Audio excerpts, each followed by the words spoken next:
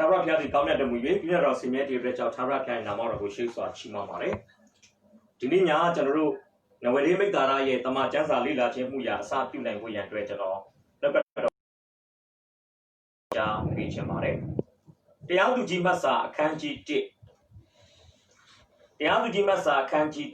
1အပိုင်းငယ်7 73ကိုကျွန်တော်ဖတ်ချင်ပါတယ်ကိရရသောဖာမျိုးကိုတိုက်ယူလောက်ကြံသောသူအားငါသည်သမီးအာခတကိုပေးစားမိဟုဆိုလျင်ကာလက်ညီကေနဣတာဩတန်ယေလသည်ထိုမျိုးကိုတိုက်ယူ၍ကာလက်သည်သမီးသူအားပေးစားလေ၏တက္ကသိုလ်၌ဖျားရှင်ကောင်းကြီးပေးပါစေခဏလေးကျွန်တော်တို့ဆုတောင်းအနှံ့ဖို့ဖြစ်ပါတယ်အဖဖျားကိုရောကိုကျေးဇူးတင်တယ်ကျေးတော်ပေါင်းကိုချီးမွမ်းပါတယ်တရက်ပြီးတရက်တစ်ချိန်ပြီးတစ်ချိန်နှုတ်ကပတ်တော်သာသနာပြုလုပ်ငန်းထဲမှာကိုရောဖျားအတူပါရှိပြီးသားတို့ကိုကောင်းကြီးပေးလက်ဥဆောင်မဆလာတဲ့အမှုရာများပဲကိုရောကိုကျေးဇူးတင်ပါတယ်ဖဖျားရှင်နှုတ်ကပတ်တော်အားဖြင့်စကားပြောပါနှုတ်ကပတ်တော်အားဖြင့်သွန်သင်ပါနှုတ်ကပတ်တော်အားဖြင့်တိဆောက်ဆံတဲ့ကောင်းကြီးမင်္ဂလာဖြစ်စေပါလက်တော်ထဲမှာသားတို့တမန်ကျမ်းစာလေ့လာခြင်းမှုရာကိုစက္ကန့်အနှံတဲ့အခါမှာဘုရားခင်ပြုတဲ့ကျေးဇူးကြီးမားကြောင်းဝန်ခံလက်ရှင်ရှုပြရဲ့တော်နာမ၌ချီးမွမ်းတဲ့အခြင်းတိုင်းကိုလက်တော်၌စက္ကန့်အနှံပါတယ်ကျွန်တော်ဒီနေ့တရားသူကြီးမတ်စာအခန်းကြီး1အပိုင်းငယ်30ကနေ15အတွင်းကိုကျွန်တော်တို့အခြေပြုပြီးတော့မှကျွန်တော်ဗာကောင်းစဉ်နဲ့နှုတ်ကပတ်တော်ကိုကျွန်တော်လေ့လာဖို့ရန်အတွက်ကျွန်တော်ပြင်ဆင်ထားလဲဆိုရင်ကြောက်ပေါ်ဒီမိသားစုဆိုပြီးတော့မှကျွန်တော်နှုတ်ကပတ်တော်ကိုလေ့လာဖို့ရန်အတွက်ကျွန်တော်ပြင်ဆင်ထားတာဖြစ်ပါတယ်ဆိုတော့ဒီတရားသူကြီးမတ်စာခန်းကြီး1ထဲမှာပါတဲ့ကာလက်တို့ရဲ့အချိန်ကာလဟာတရားသူကြီးမတ်စာထဲမှာပါနေပြီမဲ့တကယ်တော့သူတို့ကပြောမယ်ဆိုရင်တော့ယောရှုမတ်စာထဲမှာရှိတဲ့အဖြစ်အပျက်တွေဖြစ်ပျက်နေတဲ့အချိန်ကာလပဲရှိသေးတာဖြစ်ပါတယ်ဆိုလိုချင်တာကတရားသူကြီးမတ်စာအခန်းကြီး1အပိုင်းငယ်30ကနေ15အဖြစ်အပျက်ဟာယောရှုမတ်စာအခန်းကြီး14နဲ့17ထဲဖြစ်ပျက်နေတဲ့အဖြစ်အပျက်တွေလို့ကျွန်တော်ဖော်ပြပေးချင်တာဖြစ်ပါတယ်ဘာလို့လဲဆိုရင်ယောရှုမတ်စာအခန်းကြီး14မှာကာလက်ဟေဗြုန်မြို့ရှိတဲ့တောင်ကိုတိုက်ယူတာတွေ့ရတယ်တရားသူကြီးမတ်စာအခန်းကြီး1မှာလည်းကာလက်ဟေဗြုန်မြို့ဖြစ်လာခဲ့မဲ့ကိရရတာဘာမြို့ကိုသူတိုက်တဲ့အဖြစ်အပျက်ကိုကျမ်းစာကအားတာဖြစ်ပါတယ်ဆိုလိုချင်တာကယောရှုမတ်စာအခန်းကြီး14နဲ့တရားသူကြီးမတ်စာအခန်းကြီး1ကဆက်ဆက်မှုရှိတယ်ဆိုတော့ကျွန်တော်ဒီနေ့ဖော်ပြပေးဆိုတော့ဒါကြောင့်ဒီကြောက်ပေါ်ဒီကာအကြောင်းကိုကျွန်တော်အခြေတဝင့်ဖော်ပြပေးချင်တာဖြစ်ပါတယ်ကာလက်ရဲ့မိသားစုကဘယ်လိုမိသားစုမျိုးလဲကာလက်ရဲ့မိသားစုဘာလို့ကြောက်ပေါ်ဒီမိသားစုတနည်းအားဖြင့်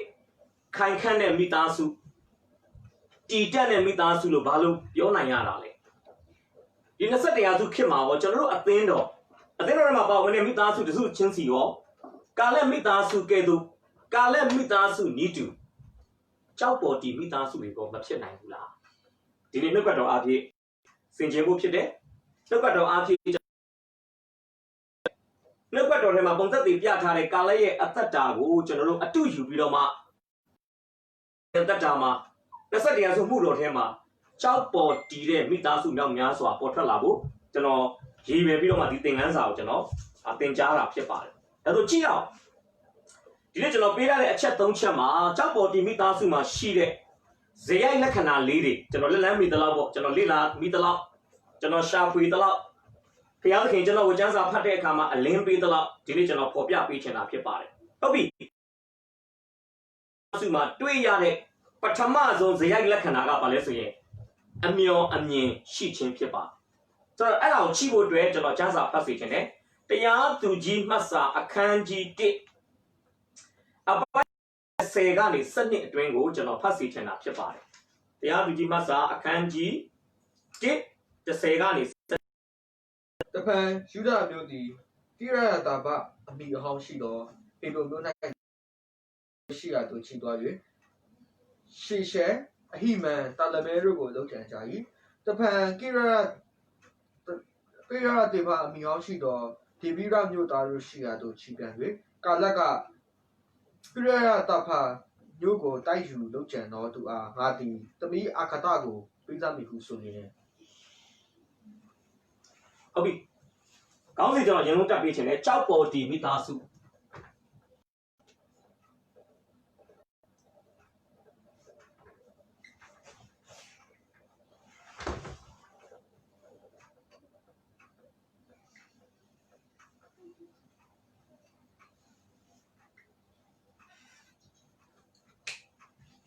တရားသူကြီးမစာခန်းကြီး1အပိုက်နဲ့30ကနေ15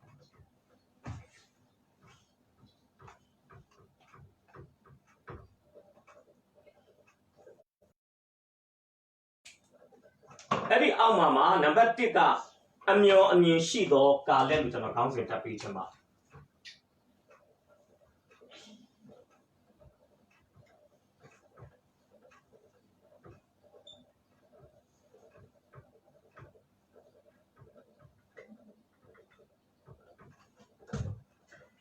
အဲ့ဒါကတရားသူကြီးမစာခန်းကြီး1အစောကျွန်တော်ကြားသွားပြီးဖတ်သွားပြီးဖြစ်တဲ့သူကြီး30ကနေ12အတွင်းမှာကျွန်တော်တို့တွေ့ရမှာဖြစ်ပါတယ်ကာလက်ကိုကျွန်တော်ဘာလို့အမျော်မြင်ရှိရလို့ပြောရလဲဆိုရင်ကျမ်းစာထဲမှာကာလက်ကိုဘယ်လိုမှတ်တမ်းတင်လဲဆိုရင်တောလျာကျမ်းခန်းကြီး14အပိုက်ငယ်24မှာကာလက်ကိုထူးခြားတဲ့သဘောရှိတဲ့သူလို့ကျမ်းစာကဖော်ပြတာဖြစ်ပါတယ်ကာလက်ကသူများနဲ့မတူဘူးသူများတွေးတယ်လို့မတွေးဘူးသူများမြင်သူများသုံးတတ်တယ်လို့မသုံးတတ်ဘူးသူများဆုံးဖြတ်တယ်လို့မဆုံးဖြတ်ဘူးပြောမလို့သူဒီလူထူးလူဆန်းတစ်ယောက်တစ်ဖွဲဖြစ်တယ်ကဲကျမ်းစာကသူနဲ့ပတ်သက်ပြီးတော့ဖော်ပြတဲ့ဟာလေးကိုကျွန်တော်ဖတ်ပြချင်တယ်ကာလက်ကဘလို့လူစားလဲကျွန်တော်အမိတကယ်ဆိုတဲ့ခေါင်းစဉ်နဲ့ကျွန်တော်နှုတ်ကတော့သင်ကြားခဲ့စဉ်တုန်းက၄လပိုင်းထဲမှာကာလက်အကြောင်းကိုကျွန်တော်တစ်စိတ်တစ်ပိုင်းဖော်ပြပြီးသားဖြစ်ပါတယ်ဒီတောလိုက်ရကျန်ခန်းကြီးမှာကျမ်းစာကဘာပြောလို့ဆိုရင်ငါကြုံကာလက်မူကဘုရားသခင်ပြောနေတဲ့စကားဖြစ်ပါတယ်ထူးခြားသောသဘောရှိပြီငါနောက်တို့လုံးလုံးလိုက်သောကြောက်ကိုပြောပါအမှငါကြုံကာလက်မူကထူးခြားသောသဘောရှိပြီကာလက်ကထူးခြားတဲ့လူတစ်ယောက်ဖြစ်တယ်အမှကျွန်တော်မှတ်စုမှာလည်းပေးထားပါတယ်ဘယ်လိုထူးခြားလဲကာလက်မှာထူးခြားတဲ့သုံးသက်ချက်ရှိတယ်မောရှေကစူဆန်ဖို့တရှူ12ယောက်ကိုလွှတ်လိုက်တယ်ရက်40ကြာစူဆန်ပြီးပြန်လာကြတယ်10ယောက်ရဲ့သုံးသက်ချက်နဲ့ကာလက်ယောရှုဝေပြချနာတယ်အများစုကငါတို့က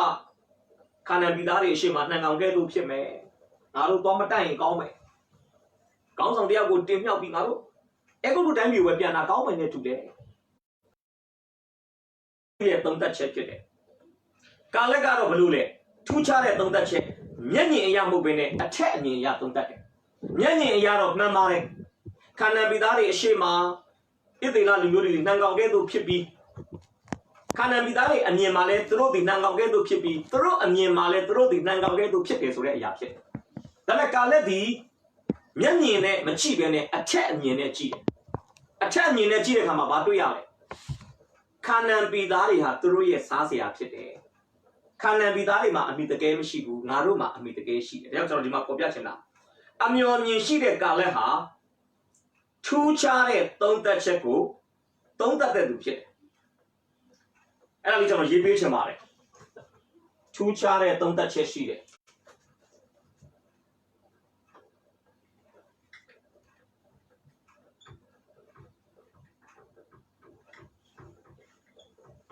ထူးခြားတဲ့သဘောရှိတယ်အဲ့ထူးခြားတဲ့သဘောတွေကဘာလဲဆိုရင်သူ့မှာထူးခြားသောသုံးသက်ချက်ရှိတယ်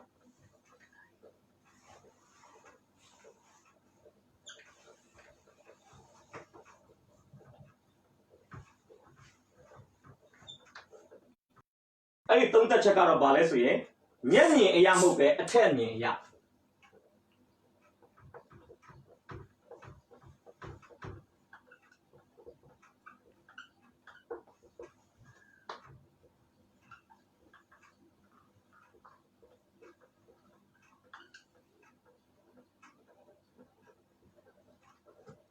မျက်မြင်အရာမဟုတ်ပဲ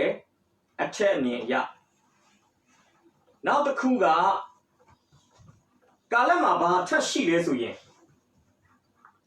ထူးခြားတဲ့ရက်တီချက်ရှိတယ်အဲ့ဒါကတော့ဘာလဲဆိုရင်ကျောင်းစောကလည်းပြောပြီးသွားပါပြီ12ယောက်သွားတယ်ပြန်လာတဲ့အခါမှာဖျားအမြင်တိုင်းမြင်တာက2ယောက်ဟုတ်လားတနည်းအားဖြင့်အထက်အမြင်တိုင်းမြင်တာ2ယောက်မျက်မြင်တိုင်းမြင်တာက10ယောက်ပြန်ပြောမယ်ဆိုရင်10ယောက်နဲ့2ယောက်ဆိုတော့ရာခိုင်နှုန်းအဖြစ်ဆိုရင်2ယောက်ကအနည်းစု10ယောက်ကအများစုဒါပေမဲ့ကာလက်ကထူးခြားတဲ့သဘောရှိတဲ့ခါမှာဘယ်လိုရှိလဲအများဘက်ထက်အမှန်ဘက်ကိုသူရက်တည်တာဖြစ်ပါတယ်ဖျက်ရှင်နာမသားရေးပုံကြည့်ပါသေးဒါကြောင့်သူမလုပ်လဲ10ယောက်ရက်တည်တဲ့ဘက်မှာမရက်တည်ဘဲနဲ့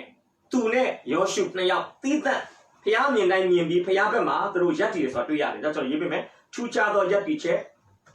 သူတို့မှာထူးခြားသောရက်တည်ချက်ရှိတယ်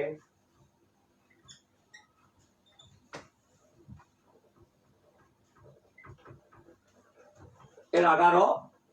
အများဘက်တဲ့အမှန်ပဲရက်တယ်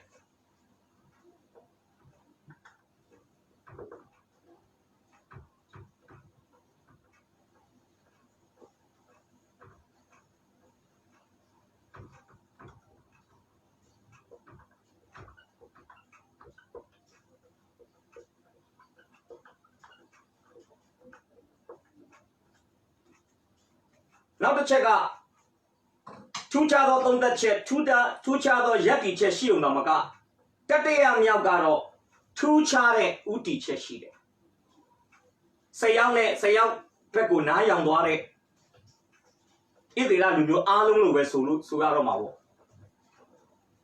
6သိန်းအသက်20ကျော်ယောက်ကြားကြီးပဲအားလုံးကဘာစဉ်းစားလဲ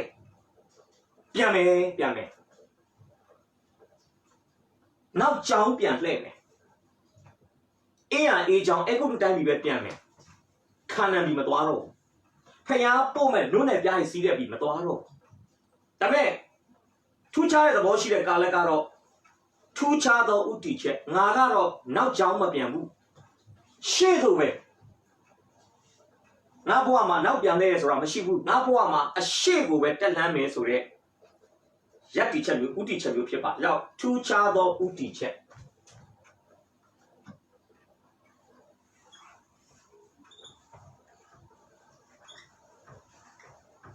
ထူးခြားသောဥတီချက်ကဘယ်လိုဥတီချက်လဲဆိုရင်နောက်မလဲပဲရှေ့တက်ခြင်းတယ်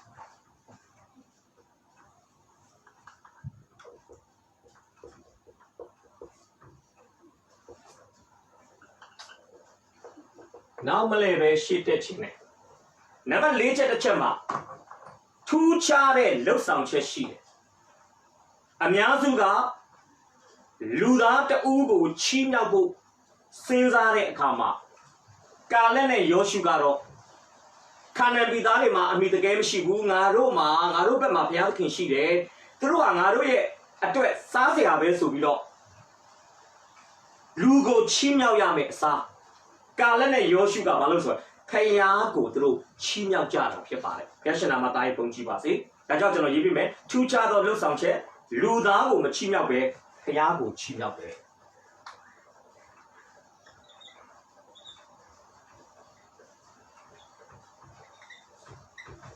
ထူးခြားသောလှုပ်ဆောင်ချက်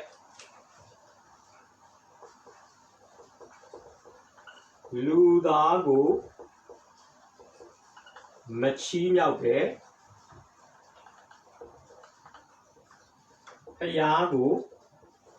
ချီးမြှောက်တာဖြစ်ပါတယ်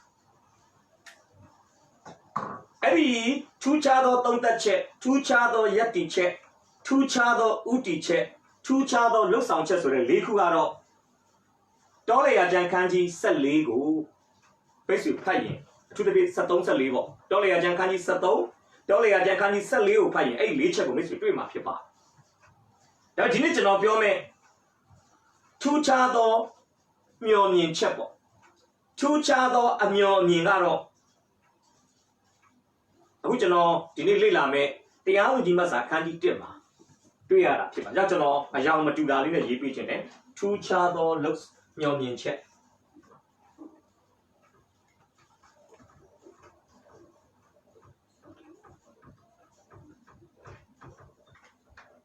နောက်တစ်မျိုးပြောရင်တော့ထူးခြားသောအမျှော်မြင်ပေါ့အဲ့ဒါကတော့ရေတိုကိုမကြည့်ပဲ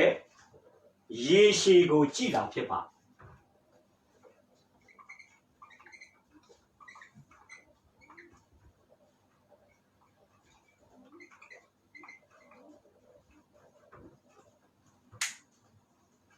ကျွန်တော်တို့လူကြီးသူမတွေအများအားပြောနေတဲ့အတုံးတဲ့နေတဲ့အတုံးပြုတ်နေကြစကားတစ်ခုရှိအဲ့ဒါဘာလဲဆိုရင်ကိစ္စတစ်ခုခုကိုမျက်တောင်မွေးတစ်စုံပဲမကြည့်နဲ့မျက်စိတစ်စုံကြည့်ပြောချင်တာကလည်းလက်ရှိအခြေအနေပဲမကြည့်နဲ့ရေရှည်ကိုကြည့်ရေရှည်ကိုကြည့်ကာလက်ဆိုတဲ့ထူးခြားတဲ့သဘောရှိတဲ့လူကသူအသက်ရှင်နေတဲ့တနည်းအားဖြင့်ပြောလို့သူနဲ့ခေတ်ပြိုင်ကာလတစ်ခုတည်းအတွက်ပဲသူကချိတဲ့လူမဟုတ်ပဲနဲ့ကာလက်ဒီသူခေတ်ပြိုင်ကာလကိုကြော်ပြီးသူမရှိတော့တဲ့အချိန်သူမျက်ွယ်ပြုတ်သွားမဲ့အချိန်ထိအမျှော်မြင်ရှိရှိနဲ့အနာဂတ်ကိုကြိုတွေးထားတဲ့သူကြိုတင်ပုံဖော်ကြိုပြီးတော့မှအနာဂတ်အတွက်ပြစ္ဆုတ်ပံမှာကလေးကပြင်ဆင်နေတဲ့လူသားတယောက်ဆိုတော့ဒီနေ့ဖော်ပြပေးချင်တာဖြစ်ပါတယ်ဟုတ်ပြီအဲ့ဒါကိုကျွန်တော်ဆက်သွားမယ်အဲ့ဒါကဘာလဲဆိုရင်ကာလက်နဲ့လက်တွဲပေါ်ဖြစ်တဲ့သူ့ရဲ့လုပ်ဖော်ဆောင်ဘက်လို့လည်းပြောလို့ရတယ်မောရှေဆုံးပြီးတဲ့နောက်ပိုင်းမှာဣသရေလလူမျိုးရဲ့ခေါင်းဆောင်ဖြစ်လာတဲ့မောရှေရဲ့လက်ထောက်ယောရှုခါနန်ပြည်မှာဣသရေလလူမျိုးဦးဆောင်ခဲ့တဲ့ခေါင်းဆောင်အသစ်ပေါ့ကာလက်ရဲ့တငယ်ချင်းလည်းဟုတ်တယ်လုပ်ဖော်ဆောင်ဘက်လည်းဟုတ်တယ်ကာလက်ရဲ့ခေါင်းဆောင်လည်းဖြစ်တဲ့ယောရှုအသက်130ပြည့်ပြီးတော့မှဘုံတော်ဝင်စားခံဒီမှာသူပြောခဲ့တဲ့စကားရှိပါတယ်ကြည့်အောင်ကျွန်တော်တို့ယောရှုမတ်စာခန်းကြီး24အပိုက်ငယ်15တစ်ချက်လောက်ကြည့်ရအောင်သူမဟုတ်ထာဝရဘုရားဝတ်မပြုဒီတစ်ဖက်၌ဘိုးဘေးတို့ဝတ်ပြုတော်ဖျားသင်တို့နေရာအမောရပြည်သားတို့ဖျားများတိမိအရာအကိုယနေ့ရွှေချတော့ငါနဲ့ငါအိမ်သားဖြစ်နေထာဝရဘုရားကိုဝတ်ပြုရမည်ဟုဆိုနေတော့ယောရှုဘာပြောလဲဆိုတော့သူ့ရဲ့နောက်ဆုံးအချိန်ဣသရေလလူမျိုးတွေကိုနှုတ်ဆက်ပွဲကျင်းပနေတဲ့အချိန်လို့ပြောရမှာပေါ့အဲ့အချိန်မှာသူဘာပြောလဲမင်းတို့ငါတို့ဘိုးဘေးတွေအတိတ်ကာလကကိုးကွယ်ခဲ့တဲ့အထူးသဖြင့်တော့မေသောဘောဓာမိတိုင်းဥရာမျိုးပေါ့ဟောရှုရိဒေသမှာရှိတဲ့ဖယားတွေကိုမင်းတို့ကိုးကွယ်မလားကိုးကွယ်လို့ရတယ်မြစ်ကြီးတစ်ဖက်မှာရှိတဲ့ဖယားတွေဒါမှမဟုတ်အခုခါနန်ပြည်ထဲမှာရှိတဲ့ခါနန်ပြည်သားတွေကိုးကွယ်လေးကိုးကွယ်ထားရှိတဲ့ခါနန်ဖယားတွေမင်းတို့ကိုးကွယ်မလားရွေးပါငါကတော့ငါမိသားစုတဲ့ငါရွေးထားတယ်အဲ့ဒါပါလေငါနဲ့ငါရဲ့အိမ်သူအိမ်သားငါနဲ့ငါရဲ့မိသားစုဝင်တွေမှန်ရင်ထာဝရဘုရားကိုပဲဝတ်ပြုတယ်။ဒီနေ့ပြောဆိုငါနဲ့ငါမိသားစုကတော့ငါနဲ့ငါရဲ့မိသားစုဝင်တွေကတော့ဘုရားကိုပဲအစီခံမယ်လို့ယောရှုကပြောခဲ့တာဖြစ်ပါတယ်။နောက်ပိုင်းမှာကျွန်တော်ကြည့်တဲ့အခါမှာဟလာကျမ်းစာမှာကျွန်တော်ဗာတွေ့ရလဲဆိုရင်တရားသူကြီးမှတ်စာအခန်းကြီး1ကိုကျွန်တော်နည်းနည်းလေးဖတ်ပြမယ်နော်တရားသူကြီးမှတ်စာအခန်းကြီး1လောက်မှာဗာပြောလဲဆိုရင်အပိုင်ငယ်ခွန်မှာယောရှုလက်ထက်ကာလပတ်လုံးဣသရေလမျိုးသားတို့သည်ထာဝရဘုရားကိုဝတ်ပြုကြ၏ထာဝရဘုရားသည်ဣသရေလအမျိုးအဖို့ပြုတော်မူသောအမှုကြီးအလုံးစုံတို့ကိုသိမြင်၍ယောရှုမရှိသောနောက်အသက်ရှင်သေးသောအသက်ကြီးသူတို့လက်ထက်၌လည်းထာဝရဘုရားကိုဝတ်ပြုကြ၏ကျမ်းစာမှာတော့ဓာတ်ရိုက်ကြီးယောရှုမရှိတော့တဲ့နောက်ပိုင်းမှာလည်းယောရှုရဲ့သားသားတွေမိမိတွေယောရှုရဲ့မိသားစုဝင်တွေသားစဉ်ရင်းဆက်ဖျားကိုဝတ်ပြုပါတယ်ကိုးကွယ်ပါတယ်လို့တိတိကျကျကြီးဖော်ပြထားခြင်းမရှိတော့냐လဲတရားသူကြီးမဆာခန်းကြီးနဲ့အပိုင်ငယ်9ရတော့ကျွန်တော်ဘာယုံကြည်လဲဆိုရင်ယောရှုပြောခဲ့တဲ့စကားအတိုင်းသူ့ရဲ့သားစဉ်ရင်းဆက်သည်ယောရှုမရှိတော့တော့냐လဲဖျားကိုဆက်လက်ပြီးတော့မှဘာဖြစ်လဲဆိုရင်ကိုးကွယ်ခဲ့တဲ့သူတွေကိုးကွယ်နေတဲ့သူတွေဖြစ်တယ်ဆိုတာကျွန်တော်တွေ့နိုင်မှာဖြစ်ပါတယ်ဒါကြောင့်ယောရှုကတော့ပြောတဲ့အတိုင်းလုပ်တဲ့သူဖြစ်တယ်ယောရှုကမကျွန်တော်ရေးပေးချင်ပါတယ်ယောရှုက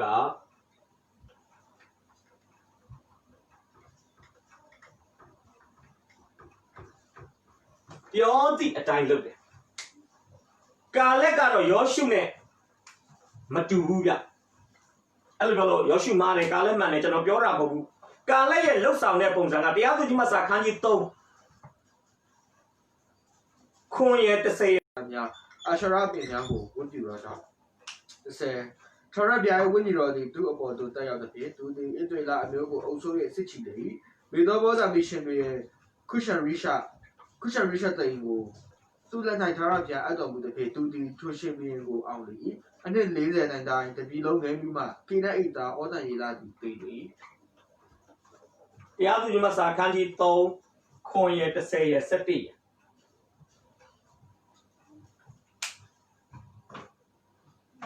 သူကတော့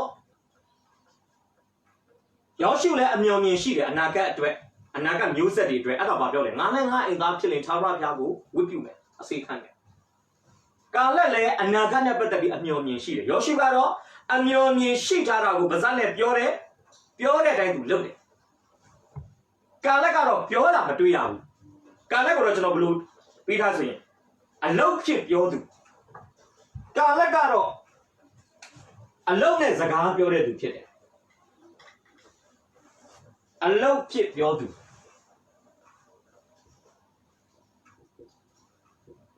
တနည်းပြောမယ်ဆိုတော့အလုံးနဲ့ကာလကစကားပြောတာလောကသားတွေကတော့ပြောတယ်နော်အချိန်ကစကားပြောသွားမှာပါအချိန်ကစကားပြောသွားမှာပါအခုလဲဒီမှာကာလကငါမိသားစုဘုရားကိုကိုးကွယ်မယ်ဘုရားကိုဝတ်ပြုမယ်လို့ကျမ်းစာထဲမှာကာလအတိအကျပြောတာမတွေ့ရဘူးဒါပေမဲ့ကာလက်က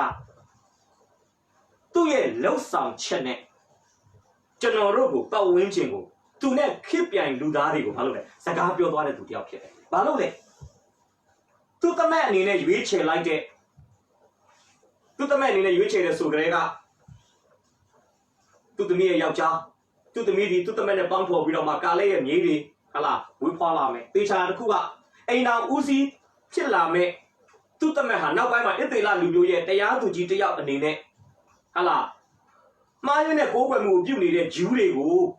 ကြုံခံနေရတဲ့တပါးမျိုးသားလက်အောက်ကနေကယ်လွတ်ပြီးတော့ဖခင်ရဲ့အထံတော်ဖခင်ရဲ့မျက်မှောက်တော်ကိုပြန်ရောက်လာနိုင်အောင်သွေးဆောင်စည်းရုံးနိုင်တဲ့ခေါ်ဆောင်နိုင်တဲ့စီရစီယာခေါင်းဆောင်လည်းဟုတ်တယ်လို့ဝิญဉ်ရေးရာခေါင်းဆောင်တယောက်အနေနဲ့ကျမ်းစာစာမျက်နှာထက်မှာတွေ့ရတယ်။ဒါကြောင့်ချက်တော်မိတ်ဆွေကျွန်တော်ပြောချင်တာပါလေဒါတွေအားလုံးကမတော်တဆတိုက်ဆိုင်မှုကြောင့်ဖြစ်လာတဲ့အရာတွေမဟုတ်ဘဲနဲ့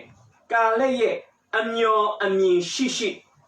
လှုပ်ဆောင်ချက်ကြောင့်ဖြစ်လာတဲ့အရာတွေဖြစ်ပါတယ်။ကဲကြည့်ရအောင်။ယောရှုပြောတဲ့အတိုင်းလုပ်တဲ့သူကာလက်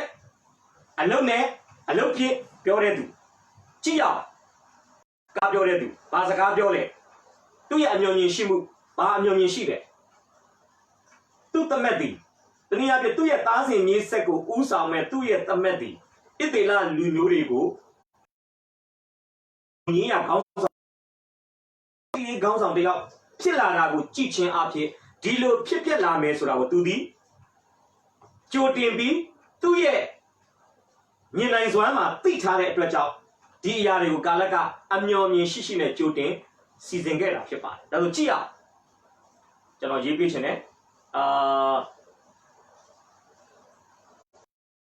ယောရှုမတ်စာအခန်းကြီး14အပိုင်ငယ်7-73ကြည့်ရအောင်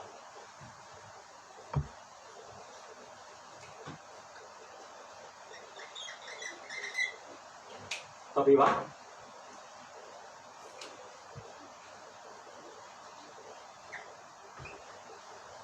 ယောရှုမတ်စာအခန်းကြီး14အပိုင်ငယ်7-73ထို့ဖြစ်၍ထိုနေ့၌ထာဝရဘုရားမိန့်တော်မူသောဤတောင်ကိုအကျွန်ုပ်အားပေးပါဤတောင်ပေါ်မှာအနာဂတ်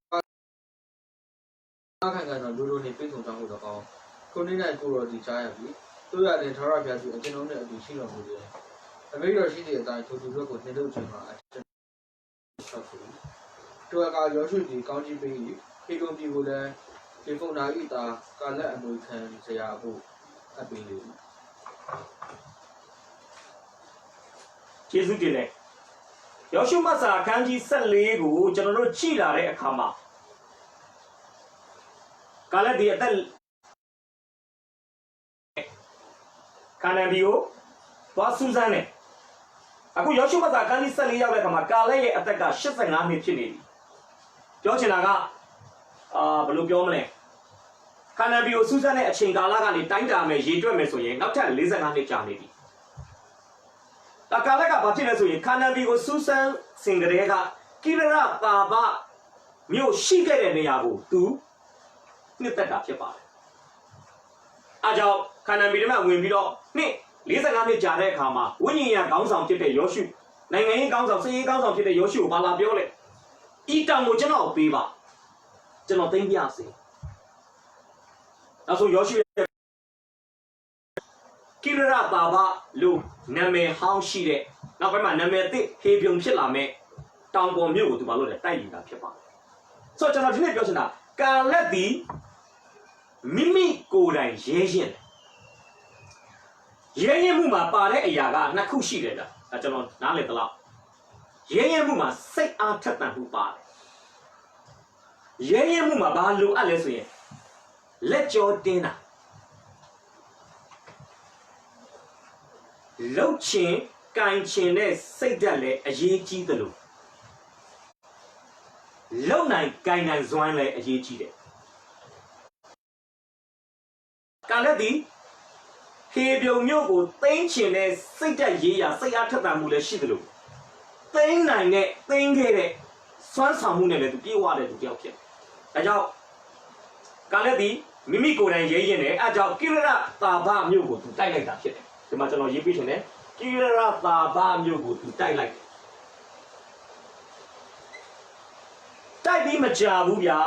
။ယောရှုမတ်စာအခန်း sorry တရားသူကြီးမတ်စာအခန်းကြီး1တစ်ချက်လောက်ကျွန်တော်ကြည့်ရအောင်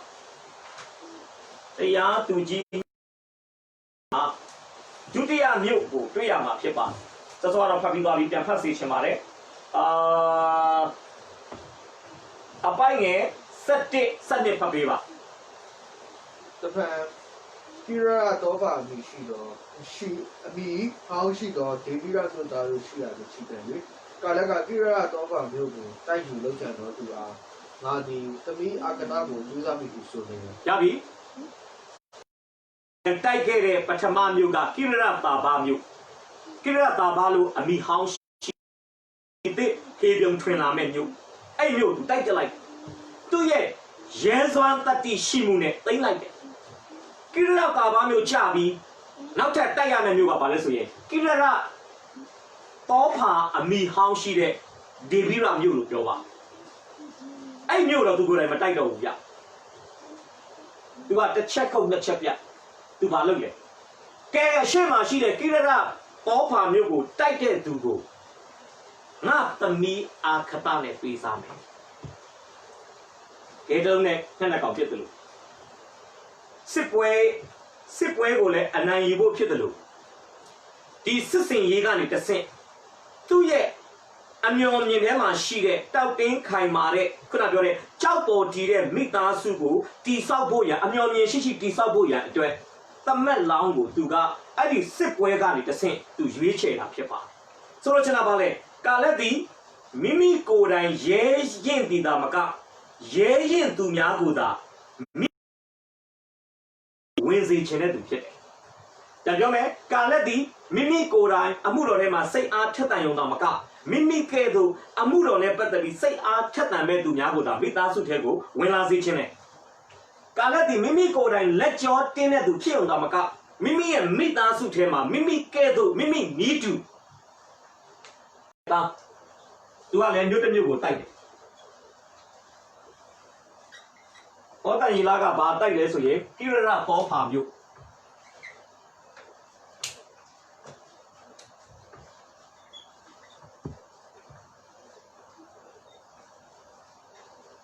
အဲ့ဒါမျိုးက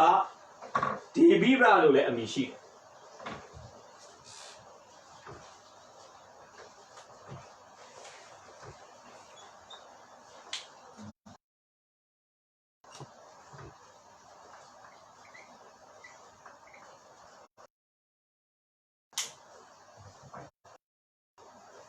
အဲ့ဒီမျိုးကိုလည်းဘာလို့လဲဆိုရင်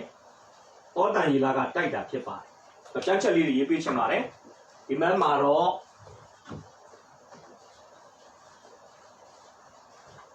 ယောရှုဆက်လေယောရှုမတ်စာအခန်းကြီးဆက်လေအပိုင်ငယ်7 73ပြီးရင်တရားသူကြီး1:10ဖြစ်ပါတယ်တော့တရားသူကြီးမတ်စာအခန်းကြီး1:17ကနေ73ဖြစ်ပါတယ်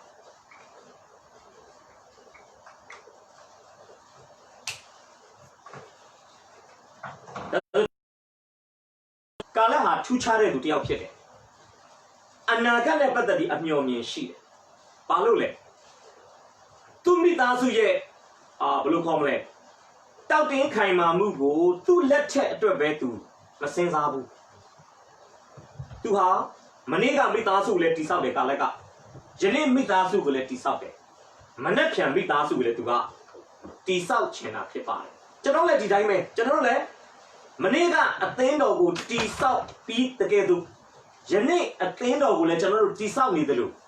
အနာဂတ်အသင်းတော်ကိုလည်းကျွန်တော်တို့ကဆက်လက်ပြီးတိဆောက်မဲ့လူတွေဖြစ်တယ်တိဆောက်တာဖြစ်ပါတယ်မလေးရှားမှာရှိတဲ့ညီကိုတယောက်ကသူပါရေးဘူးလဲဆိုရင်သူရေးထားတဲ့စာသားလေးကျွန်တော်ဖော်ပြချင်သူပါပြောဆိုရင်သူ့သားရဲ့မျက်နှာကိုသူမြင်တာတဲ့သူ့ရဲ့အနာဂတ်ကိုမြင်တယ်လို့ပဲတဲ့ဒါကြောင့်ကျွန်တော်မိတ်ဆွေမျိုးဆက်သစ်များဟာမျိုးဆက်သစ်များရဲ့မျက်နှာကိုမြင်ချင်းသည်အနာဂတ်တိုင်းပြည်ကိုမြင်နေချင်းတနည်းအားဖြင့်အနာဂတ်ရဲ့မျိုးဆက်သစ်တွေကိုကျွန်တော်တို့မြင်နေချင်းဖြစ်တယ်ဒါကြောင့်အဲ့လိုအမြင်မျိုးကျွန်တော်ရှိဖို့လိုတယ်ကာလကသူ့သမီးအခက်တကျွန်တော်မြင်ပါတယ်ဘိုင်းကောင်းကြောက်ပြီးအဖေစကားကိုနားထောင်မယ်လိမ်မာတယ်ယဉ်ကျေးတယ်တိမ်မွေ့တယ်စသဖြင့်ဒါပေမဲ့ကာလကအဲ့လောက်ပဲမမြင်ဘူးနော်ကတလာမယ့်အနာဂတ်ကာလမှာတီချောင်လာမယ့်သားစုကြီးကိုသူ့ရဲ့ယူပါယုံမှာသူ့ရဲ့အမျှော်မြင်ကြီးမားမှုမှာကြိုတင်ပြီးတော့မြင်ထားတာဖြစ်တယ်တလောကမေလထဲမှာကျွန်တော်ညီမအငယ်ဆုံးရဲ့သမီးအကြီးဆုံးမွေးနေ့ကြရောက်ပါအခုလိုကျန်းစာသင်တန်းရှိတဲ့ညနေခင်းတစ်ခုပဲကျွန်တော်မှတ်မိတယ်ဒီကျွန်တော်မစင်ကြားကနေရေးလာတယ်အားလားအားရင်တူမလေးအတွက်ဆူတောင်းပေးပါအားလေကျွန်တော်ဖုန်းခေါ်ပြီးတော့မှကျွန်တော်ညီမအငယ်ဆုံးရဲ့သမီးအကြီးဆုံးကိုကျွန်တော်တယ်လီဖုန်းထဲမှာဆူတောင်းပေးတယ်တူမအခုတက်20ကျော်လောက်ရှိနေပြီ22လောက်23လောက်အဲ့ဒါနဲ့ကျွန်တော်တူမအတွက်ဆူတောင်းပေးတယ်ပုံစံတိုင်းပေါ့မွေးနေ့ကြာရောက်တဲ့ယခုနေ့ကနေစပြီးလာမယ့်အနာဂတ်ကာလဆူတောင်းပေးတယ်တောင်းရင်းနဲ့ကျွန်တော်ဘာအချက်ကိုထည့်တောင်းလဲဆိုရင်ဒီတူမငယ်ရဲ့အိမ်တော်ရေးအတွက်တဘိုးညီတဲ့သူနဲ့အိမ်တော်ကြဖို့ဖခင်ကိုချစ်တဲ့သူနဲ့အိမ်တော်ကြဖို့တနည်းအားဖြင့်အနာဂတ်သာသနာအနာဂတ်အမှုတော်အတွက်အားကိုအားထားတဲ့သူကျွန်တော်ဆူတောင်းပေးတယ်အဲ့ဒါအရှင်ရှုနာမနဲ့ဆူတောင်းပါ၏အာမင်ဆိုပြီးသွားတယ်ပြီးတဲ့အခါမှာကျွန်တော်သမီးအကြီးကအဲ့ကျွန်တော်ဆူတောင်းလာတော့အခန်းထဲကနေကြားလာပြီးတော့မှထွက်လာပြီးတော့မှကျွန်တော်ဘာပြောလဲဆိုရင်အပသမီးကိုလည်းဒါမျိုးတစ်ခါမှဆူမတောင်းပေးဘူးလို့သူကပြောတယ်ဆိုတော့ကျွန်တော်ပြောချင်တာကကျွန်တော်တောင်းပါတယ်တာသမီးတွေရဲ့အနာဂတ်အတွက်ကျွန်တော်တောင်းတယ်မယ်သူတို့ရှေ့မှာတော့ဘယ်အော်တောင်းမလဲသူတို့ရဲ့အိမ်တော်ရေးအတွက်ဆူတောင်းပေးတယ်သမီးကြီးအတွက်ကောသားကြီးအတွက်ကောဆိုတော့ကျွန်တော်ဒီနေ့ပေါ်ပြချင်တာပါလိုက်ကျွန်တော်အမျှော်မြင်ရှိဖို့လိုတယ်ဒါကြောင့်ကျွန်တော်ဒီမှာရေးထားတယ်မိသားစုရဲ့အနာဂတ်ကိုဆူတောင်းခြင်းဖြင့်အမျှော်မြင်ရှိစွာပုံဖော်ပါမိသားစုရဲ့အနာဂတ်မိသားစုဝင်တွေကိုနှုတ်ကပတ်တော်မှာဘုရားသခင်ပြောထားတယ်ဘုရားရဲ့အလေးလာတွေဘုရားပေါ်ပြခြင်းရပြီဒါဘာလို့နေလဲကြောက်ပေါ်ဒီမိသားစုကိုကျွန်တော်တို့အနာဂတ်ကြောက်ပေါ်ဒီမိသားစုကိုပုံဖော်ထုစစ်နေတာမိသားစုတွေအတွက်ဆူတောင်းပေးတယ်ပညာတတ်ကြီးတွေဖြစ်ဖို့ဟာလားပညာရေးမှာထူးချွန်တဲ့သူတွေဖြစ်ဖို့လာမယ့်အနာဂတ်ကာလမှာအသက်မွေးဝမ်းကြောင်းပညာတစ်ခုခုကိုသင်ယူတတ်တဲ့သူတွေဖြစ်ဖို့တောင်းပါတယ်ဒါတွေချက်အသက်ရှင်တဲ့ဘုရားကိုမှန်ကန်စွာသိဖို့အမှုတော်မြတ်ထဲမှာကျွန်တော်တို့မရှိတော့တဲ့နောက်မှာနောက်ထပ်တက်လာမယ့်啦，牛色的他妈文上里面来对比了嘛，这山西的，他妈是呀，木古表达的用基督伢里面，木罗伢天嘛，把文不一样对，苦个那个，这个表情哪好嘞？刚来哈，路哈平牛，都爷爷呢，都爷木古都来天嘛呗，都呢住，都手拿呢都爷爷木的，没手谁全部都吧。都生多边面，都没洗了边面，都lo爷爷呢牛色的，都lo爷爷呢台湾，都lo爷爷呢，好啦，那这牛色的个搞那个抢他给钱拿去的，按照发表嘞，既然让包盘牛个带着都，那怎么你背上嘞？这叫用几的，搞了你我的，搞了你，好啦，给那一个我等一拉哈，这叫不如拿来来说言，都的。第四关我带南澳带钱阿片，在这拉面是你啷个？好啦，都也有来个路，但拍干的就那这没嘛用，但那都是带家都不骗来，但拍干的多人生的第十笔刀，按照都把路嘞，干了也情况如果都来看比较嘛，带个，比较干了的明呢，来查听下钱如果都标不撇的，就那标签哪把嘞？干了的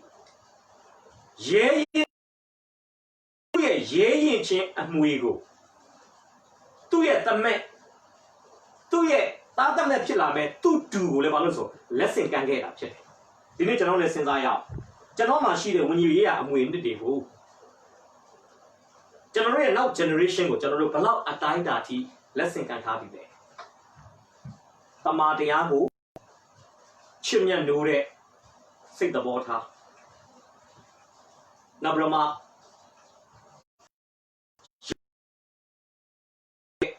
谁的包差？阿木老个吃的谁的包差？啥地皮啥地皮？第一，我爷爷来不得的，阿木欧啥的，阿木阿你这个，那天牛色的个，就那不老大家提，阿苗面细细来生干的，就那今天生啥不撇吧？都等讲看见桥，阿把眼桥干的些。前六边，不要去看到大爷都有丢木了个，谁现在都偏向是这个。不要说的，谁也没去，不偏到都不去，没没去不这。你讲那你这把爷爷讲那那，明明啥子呀，啥个下回都看得到。对嘛？就那平安啥呢？就你的这包西的，讲起来就那破表了，对吧？不要说阿苗面西的，把阿苗面西的，上家啦嘛，阿啥到下回个开开门。啊，三个比对完了，按照把起来，女家拉嘛，个这个，就把路说，啊啥啊到底有多下回数上哪去了？女家拉呢是把也家拉嘛，啊啥的数他把出来，第六秒啥数上路没呀？罗的家拉，啊啥康巴的家拉嘛，第啊啥啊到底个，将来比如嘛，多浪他的哎呀，数上他的哎呀，有啥到钱阿皮，多也。但项目个实力比较嘛，好啦，都都第年是不一样的，不要说个时间那批发，就那表示那不要说的，啊那看的不得比阿苗年轻的，多少三到多老的，干了的啊那看的不得比嘛阿苗年轻的，多少啊三到才多的，等你阿皮找包地的，看看的米单数，年的米单数，第少不一样的，都把路来说呢，现在给那批的。然后就那天你知啊，干了那不得比就那他标签那里洗吧嘞，啊，干了那不得就那他钱里就不标签，干了的，老来说耶，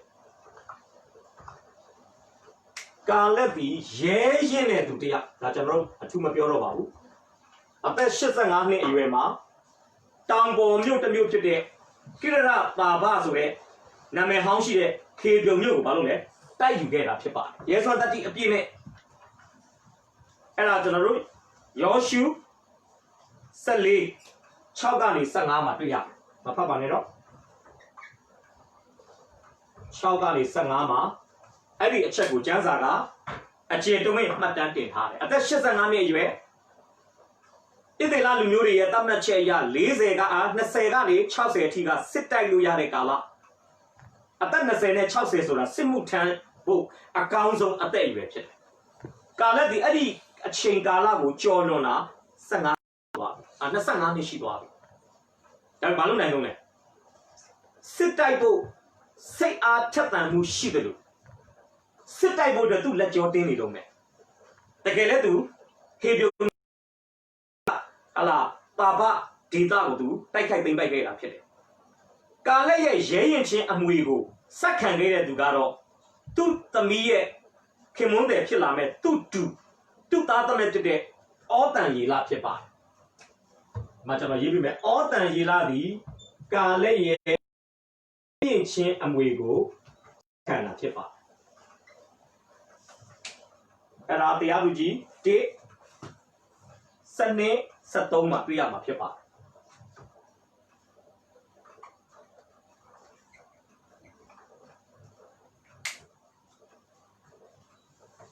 ကျွန်တော်ပေးထားတဲ့မှတ်စုမှာတော့3ဖြစ်တယ်เนาะအဲ့ဒါကျွန်တော်မြင်တယ်73ဖြစ်လိမ့်မယ်73နောက်တစ်ခုကာလက်ကရဲရင်တဲ့သူတယောက်ဖြစ်ရုံကာလက်ကရဲရောတဲ့သူတယောက်လည်းဖြစ်တယ်အဲ့ဒါယောရှုမတ်စာခန်းကြီး20အပိုင်ငယ်9ကျွန်တော်လေးလပိုင်းတော့တင်ခဲ့တဲ့မိခိုမြို့များမှာပေးသောသင်ခန်းစာဆိုတဲ့အထဲမှာကျွန်တော်အဲ့ဒါပါပြီးသားဖြစ်ပါတယ်ကြည့်ကြည့်အောင်ယောရှု25 20ခွန်း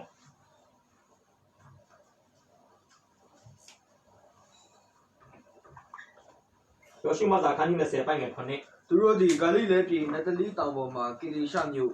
ဧဖရိမ်တောင်ပေါ်မှာရှေခင်မြို့ယူဒတောင်ပေါ်မှာဟေရိုမြို့တည်ဟုသောကိရတာဘမြို့တို့ကို၎င်းဟုတ်ပြီယောရှုမတ်စာခန်းကြီး20ရောက်လာတဲ့အခါမှာဘာဖြစ်လဲဆိုရင်ဣသေလလူမျိုးတွေအတွက်ရည်ရွယ်ချက်မရှိဘဲနဲ့အမှတ်တမဲ့လူသတ်မိတဲ့သူတွေခိုလုံဖို့ရန်အတွက်ယော်ဒန်မြစ်အရှေ့မှာ3မြို့ယော်ဒန်မြစ်အနောက်မှာမြို့3မြို့တိဆောက်ဖို့အတွက်တနည်းအားဖြင့်နေရာချဖို့အတွက်ဘုရားကစီစဉ်ညွှန်ကြားအဲ့လိုဖြစ်လာတဲ့အခါမှာခဲစစ်တောင်ပေါ်ဒေသခေပြုံမြို့ကိုတိုက်ယူထားတဲ့ရဲရင်းနဲ့အဖိုးခပေးပြီးတော့တိုက်ယူထားတဲ့ကာလက်သည်သူအမတမလူချင်းနဲ့သူ့ရဲ့45နှစ်လုံးမက်ခဲ့တဲ့အိမ်မက်တစ်ခုအကောင့်ထဲပေါ်ခွင့်ရခဲ့တဲ့လက်စုပ်လက်ကင်ပြနိုင်ခဲ့တဲ့အကောင့်ထဲပေါ်နိုင်ခဲ့တဲ့အိမ်မက်ကိုသူဘာလုပ်လဲသူပေးထုတယ်ကျွန်တော်ပြောချင်တာကာလက်လောက်ရက်ရောတာကာလက်ပဲရှိတယ်ကာလက်ဒီရဲရင်နဲ့ဟလာတိုက်ယူခဲ့တဲ့ခေပြုံမြို့တရားနိုင်ငံအတွက်သူပြန်ပါဝင်တယ်ကျွန်တော်ပြောချင်တာယောရှုမတ်စာခန်းကြီး14မှာရှိတဲ့ကာလက်ရဲ့ရဲရင်ချင်းအမွေကိုတရားသူကြီးမတ်စာခန်းကြီး1မှာသူအောတန်ကြီးလာကအမွေဆက်ခံခဲ့တယ်ကဲကြည့်အောင်ယောရှုမတ်စာခန်းကြီး20ပိုင်းငယ်9မှာပါတဲ့ကာလက်ရဲ့ရဲရောချင်းအမွေကိုဘဒုကတော့ဆက်မခံနိုင်ခဲ့ဘူးလေကျွန်တော်ကြည့်ရအောင်ကာလက်ဒီရဲရင်ချင်းအမွေကိုတော့လက်ဆင့်ကမ်းနိုင်ခဲ့တယ်ဒါပေမဲ့ရဲရောချင်းအမွေကိုတော့သူ့ဆွေမျိုးသားချင်းထဲမှာရယူနိုင်ခဲ့တဲ့သူမရှိဘူးဆိုတာတွေ့ရတယ်။ဘယ်နည်းကိုကြည့်ရအောင်ဓမ္မရာဇဝင်ပထမဆောင်ခန်းကြီး25ပိုက်ငယ်3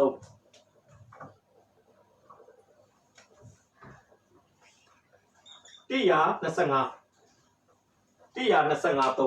သူ၏အမိကနာဗလသူ၏မယားအမိကအဘိခဲလာသည်ထမင်းမသည်ညံကောင်း၍အစင်းလိုက်ပါ၏ယောက်ျားမှုကခက်ထန်သောတဘောရှိ၏ဆိုးတော်မှုကိုလည်းပြုတတ်၏ကာလက်အဆွေမျိုးဖြစ်၏ယေရှုတည်တယ်နောက်ခါလေးနည်းနည်းလေးပြောမယ်ဆိုရင်ရှောလူလိုက်သက်လို့ဒါဝိဒ်ပြေးလွှားနေတဲ့ကာလမှာလူတွေနဲ့တွားဆုံလဲဆိုရင်ကရမေလမြို့မှာရှိတဲ့တထေးကြီးနာဗလာရဲ့တိုးချောင်းသားတွေနဲ့တောထဲမှာဆုံကြတယ်ကန်ဒါရမှာအားကြောင့်တထေးကြီးနာဗလာရဲ့တိုးချောင်းသားတွေကိုဒါဝိဒ်နဲ့သူ့ရဲ့လူတွေကဘာလို့ဆိုရင်ကာကွယ်ဆောက်ရှောက်ပေးတယ်အဲ့လိုနဲ့ပဲ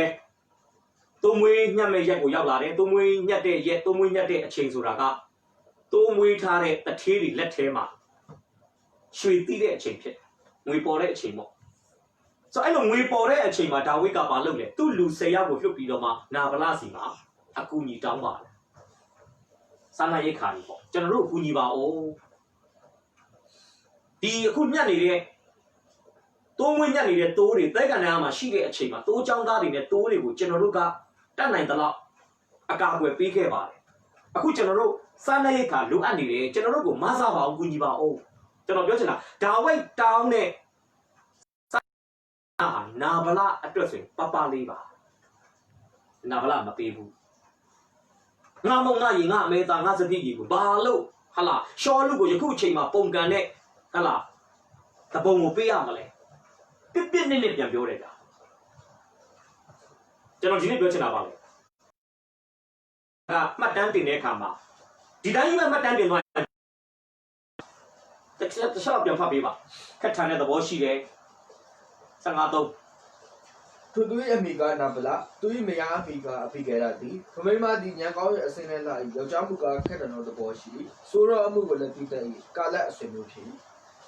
ကာလက်အဆွေမျိုးမပါဘဲနဲ့ကျန်းစာထဲမှာစုံသွားရင်ကောင်းတယ်အနောက်လေးမှလာပါတယ်ကာလက်အဆွေမျိုးဖြစ်တယ်စဉ်းစားနော်အဲ့ချိန်မှာကာလက်မရှိတော့ပါဘူးဒါပေမဲ့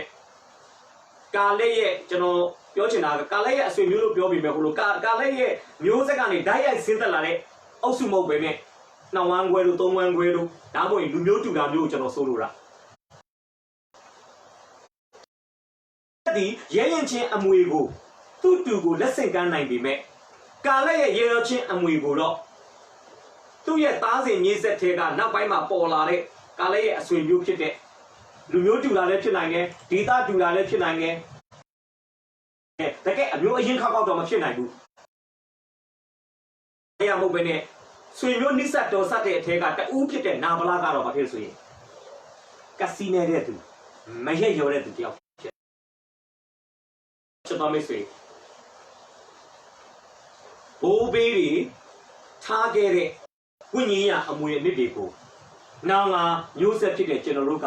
လက်ဆင့်ကမ်းသက်ဆောင်ဖို့မတမအရေးကြီးပါသူတို့လက်နဲ့ရေးခဲ့တဲ့အရာတွေကိုကျွန်တော်တို့ကရှစ်တောင်းနဲ့မဖြတ်ဖို့အရေးကြီးတယ်။ဒါကြောင့်ကာလသူအသက်ရှင်စဉ်ကာလမှာသူ့သမီးရဲ့အိမ်တော်ရေးအတွက်သူ့စိတ်တိုင်းကြအမျှော်မြင်ရှိစွာသူစီစဉ်ခဲ့တယ်။အဲ့အမျှော်မြင်ကတကယ်မှန်သွားဘာလို့လဲ။သူ့တမက်ဒီတရားသူကြီးတယောက်ဖြစ်လာပြီးတော့တပါးမျိုးသားတွေရဲ့လက်အောက်မှာကျွန်ခံနေရဲ့ဖျားကိုကိုးကွယ်ပြီးနိုးစော်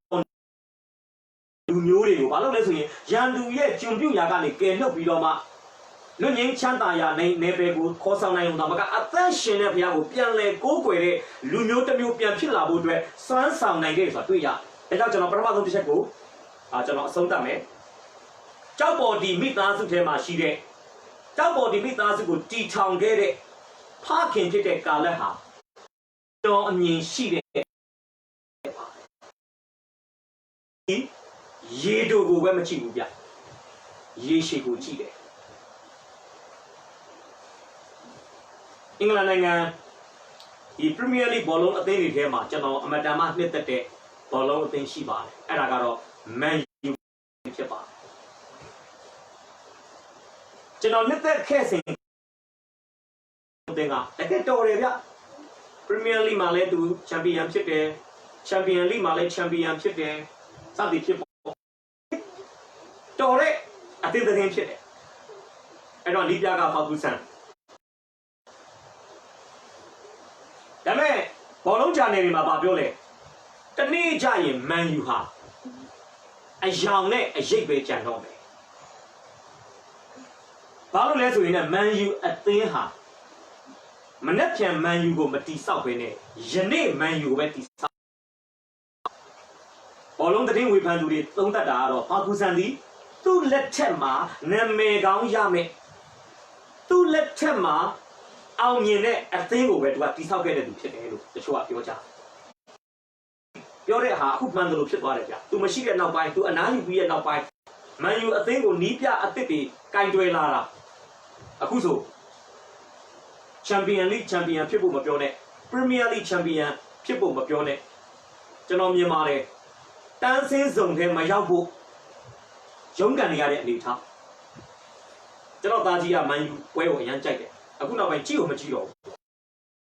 ဘာလို့လဲဆိုရင်ရှုံးမှာပဲမကြည့်တော့ဘူးရလက်ကိုကြိုသိနေတယ်ဘာလို့အဲ့လိုဘာလို့အပိနဲ့လာတဲ့သူတွေဘာလို့စိတ်ပြတ်သွားလဲဒီအသင်းကလက်ရှိမှာဘာမှမဟုတ်တော့ဘူးဘာ ဘာလို့ဘာမှလက်ရှိမှာဘာလို့ဘာမှမဟုတ်လဲအရင်အချိန်တုန်းကကြိုတင်ပြင်ဆင်မှုပေါင်းများစွာနဲ့မတိဆောက်ခဲ့လို့ဖြစ်တယ်အဲ့ဒီဟာကိုမြင်တဲ့အခါမှာဒါလောကီရေးရပါလောကီရေးရမန်ယူအသင်းရဲ့ဟလာကြာစင်မှုကိုမြင်တဲ့အခါမှာဝိညာဉ်ရေးရရှုထောက်ကလေကျွန်တော်ဒီတန်တရာအသင်းတော်တွေအတွက်လေကျွန်တော်အများကြီးစဉ်းစားတယ်ငါတို့လက်ထက်အသင်းတော်ကိုပဲငါတို့တိဆောက်နေတာပါယနေ့အသင်းတော်ကိုပဲငါတို့တိဆောက်နေတာပါမနှက်ချံအသင်းတော်အတွက်ငါတို့ဘာမှမစီစဉ်ထားဘူးလားဒီမေကွန်းမေဖို့အတွက်ဖြစ်လာတယ်စဉ်းစားဖို့အတွက်ဖြစ်လာတယ်ဒါကျွန်တော်တို့ကိုယ့်လက်ထက်မှာကိုဖျားကိုစိတ်အားကြီးုံနဲ့မကျေနပ်ကြပါစို့နဲ့ကိုယ့်လက်ထက်မှာဖျားနိုင်ငံတော်အတွက်စိတ်အားထက်သန်စွာလက်ကျော်တင်းစွာပါဝင်ုံနဲ့ပဲမကျေနပ်ပါနဲ့တော့ကိုယ့်ရဲ့အနာဂတ်မျိုးဆက်သစ်တွေကိုမိမိနီးတူမိမိကဲသို့ဟလာစိတ်အားထက်သန်စွာလက်ကျော်တင်းစွာအမှုတော်မြတ်ထဲမှာပါဝင်တဲ့သူတွေဖြစ်ဖို့ရန်သားသမီးတွေကိုမိသားစုတွေရှိစင်မှာကလေးကသူတို့ကိုဝิญဉ်ပိုင်းဆိုင်ရာမှာကျွန်တော်တို့အခိုင်အမာတိဆောက်ဖို့လိုပါတယ်ဒါမျိုးဆိုကျွန်တော်ဒီနေ့ပြောမယ်မတိဆောက်ခဲ့ရသေးဘူးဆိုရင်အခုချိန်ကနေစပြီးတိဆောက်ဖို့ကျွန်တော်တိုက်တွန်းပြရစီအချိန်မီသေးတယ်ဘာလို့လဲဒီနေ့တိဆောက်မှဒီနေ့စိုက်မှလာမယ့်အနာဂတ်မှာကျွန်တော်ကအဲ့အသီးကိုကျွန်တော်တို့စားရမှာဖြစ်တယ်ဒီနေ့မစိုက်ပြိုးပဲတော့မနဲ့ဒီလိုတော့မိတ်ဆွေမစဉ်းစားပါနဲ့ကာလက်သည်အမျော်မြင်ရှိတယ်အားကြောင့်ဘာလုပ်လဲသူ့ရဲ့မိသားစုအတိုင်းဝိုင်းအဲ့ဒါဖျားကိုချစ်ပြီးဟလာဖျားနိုင်ငံတော်အတွက်စိတ်အားထက်သန်စွာပါဝင်တဲ့အတိုင်းဝိုင်းကိုသူတိဆောက်ခြင်းတဲ့အတွက်ကြောင့်သူဘာလုပ်လဲသူမိသားစုထဲမှာသူ့လိုပဲဖျားနဲ့ပတ်သက်ရင်စိတ်အားထက်သန်မှုရှိတဲ့လက်ကျော်တင်းတဲ့သူတယောက်ကိုအဖွဲ့ဝင်အနေနဲ့သူဝင်ခွင့်ပေးလိုက်တယ်သူအမျော်မြင်ရှိတဲ့အတိုင်းပဲကျွန်တော်မြင်ပါတယ်တရားသူကြီးမဆာခန်းကြီး9ရောက်လာတဲ့ခါမှာကာလက်ရှိချင်မှရှိတော့သူသမက်ဖြစ်တဲ့သားသမက်ဖြစ်တဲ့ဩတန်ရီလာတရားသူကြီးတယောက်ဖြစ်လာတဲ့အချိန်မှာကာလက်ဘုံတော်ဝင်စားလောက်ပြီအဲ့အချိန်မှာကျွန်တော်မြင်ပါတယ်ကာလက်ရဲ့တရားသူကြီးမဆာခန်းကြီး1မှာစိုက်ပျိုးခဲ့တဲ့အရာတွေကိုတရားသူကြီးမဆာခန်းကြီး9မှာကျွန်တော်တို့ရိတ်သိမ်းတာကိုကျွန်တော်မြင်ရမှာဖြစ်ပါတယ်ဒါကြောင့်ချက်တော်မိတ်ဆွေနှုတ်ကပတ်တော်နဲ့ကျွန်တော်အားပေးချင်ပါတယ်ကြောက်ပေါ်တည်တဲ့ခိုင်ခန့်တဲ့မိသားစုတည်တက်တဲ့မိသားစုငြင်းညံတဲ့မိသားစုကိုတည်ဆောက်ဖို့ရန်အတွက်ကျွန်တော်တို့အမျှော်မြင်ရှိကြရအောင်သားသမီးတွေရဲ့ပညာရေးတစ်ခုတည်းကိုပဲရည်ပါတယ်ကလေးတွေကို Sunday School အရွယ်ဆို Sunday School ကျွန်တော်ပို့ကြရအောင်လူငယ်အရွယ်ဆိုလည်းလူငယ်အစီအစဉ်ရှိတယ်ဆိုလူငယ်အစီအစဉ်ပို့ကြရအောင်ကျွန်တော်တို့သင်္ချောက်လူကြီးတယောက်ဖြစ်တဲ့ UCC ပြောသလိုပေါ့မိမိကလေးများသည်တရားဟောချက်ကိုနားထောင်ပြီးမှန်တယ်မှားတယ်ဆိုတာကိုပိုင်းခြားနိုင်ုံနဲ့မချီနပ်သေးပဲနဲ့မိမိသားသမီးတူးချင်းစီကဖယားနဲ့ဓာတ်ရိုက်ဖယားကိုဓာတ်ရိုက်စကားပြောနိုင်တဲ့သူတွေဖယားသခင်ရဲ့စိတ်စော်မှုတွေဖယားသခင်ရဲ့ဘာခေါ်မလဲအာမခံချက်ပေးမှုတွေကိုသူတို့စံစာဖတ်ရင်းနဲ့သူတို့ကိုယ်တိုင်အတွင်းလူမှာခံစားတတ်တဲ့သူတွေဖြစ်တဲ့အထိကျွန်တော်တို့ပြုစုပြောထားဖို့လိုပါတယ်မိဘကပြောတဲ့ဖယားအကြောင်းကိုကြားပြီးတော့နာခံနေတာဟုတ်ပဲနဲ့မိဘမိတ်ဆက်ပေးခဲ့တဲ့မိဘအားဖြင့်သိကျွမ်းခွင့်ရခဲ့တဲ့ဖယားကိုဓာတ်ရိုက်ကိုယ်တိုင်ချိတ်ဆက်ပြီးတော့သူတို့လက်ထက်မှာဖယားကိုရေရေနီနီသိကျွမ်းအောင်တာမကသူတို့ရဲ့သားသမီးတွေကိုလည်းလက်ဆင့်ကမ်းနိုင်တဲ့ဝิญဉ်ပိုင်းဆိုင်ရာအခြေအနေအဆင့်တန်းရှိတဲ့တိုက်တွန်းပေးချင်ပါတယ်အမျှော်မြင်ရှိသောကာလက်သည်ယောရှုလိုတော့သူမဟုတ်ခဲ့ပါဘူးယောရှုကပြောတဲ့အတိုင်းလုပ်တယ်ကာလက်ကတော့အလုံးနဲ့စကားပြောခဲ့တယ်ကာလက်ပြောခဲ့တဲ့အလုံးနဲ့စကားပြောခဲ့တဲ့အတန်ကိုတရားသူကြီးမဆာအခန်းကြီး3မှာသူ့တမက်ပြီးလူမျိုးတော်ကိုကယ်တင်တာကိုကြည့်ချင်းအဖြစ်ကျွန်တော်တို့ကာလက်ပြောအလုံးနဲ့ပြောတဲ့စကားသံကိုကျွန်တော်တို့ကျမ်းစာမှာကြားလာဖြစ်ပါတယ်ခရစ်ယာန်နာမှာတာရေးပုံကြည့်ပါစေကဲကျမ်းစာလေးတစ်ချက်တော့ဆက်ဖတ်စေချင်တယ်တုတ်တန်23တ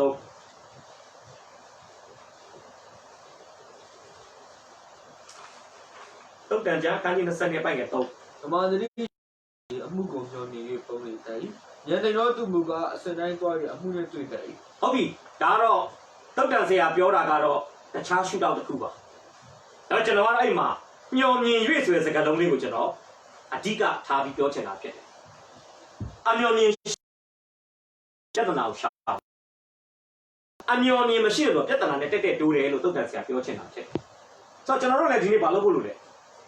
အနာဂတ်ကိုစဉ်းစားတိုင်းမှာ ရေတိုအတွက်ပဲမစင်စားပဲနဲ့ထူးခြားတဲ့ကာလကဲ့သို့တော်မြင်ရှိစဉ်းစားရအောင်တွေးတောကြံစီရအောင်ဟလာပုံဖော်ရအောင်ဆိုပြီးတော့ကျွန်တော်ဒီနေ့တိုက်တွန်းဝင်ငါပေးချင်ပါကဲဒါဆိုဒုတိယတစ်ချက်ကိုကျွန်တော်ဆက်ပြီးတော့ကြည့်ဖို့ဖြစ်ပါတယ်လုံလဝရိယရှိသောဩတန်ရီလာကိုကျွန်တော်တောင်းစဉ်တက်ပေးချင်ပါတယ်လုံလဝရိယရှိသောဩတန်ရီလာ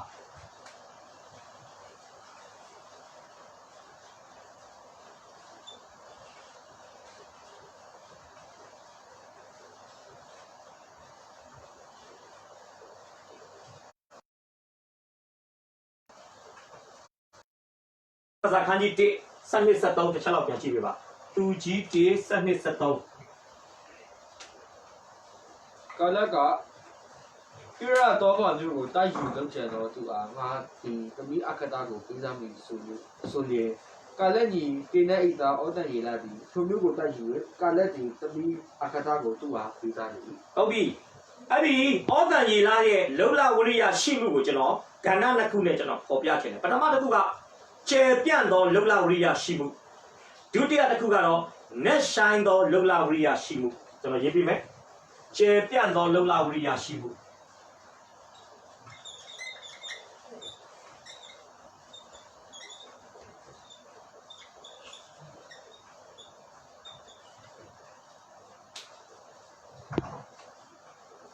ဒါတော့ကျွန်တော်ကျမ်းစာမှာပေါ်ပြပြီးသားဖြစ်ပါတယ်တရားသူကြီးမတ်စာအခန်းကြီး1အပိုင်ငယ်7-73အဖတ်ပါနဲ့တော့အမှတွေ့ပြီးသားဖြစ်တယ်။နောက်တရားသူကြီး3:10ပါဖတ်ပေးပါအခန်းကြီး3ပိုင်းငယ်10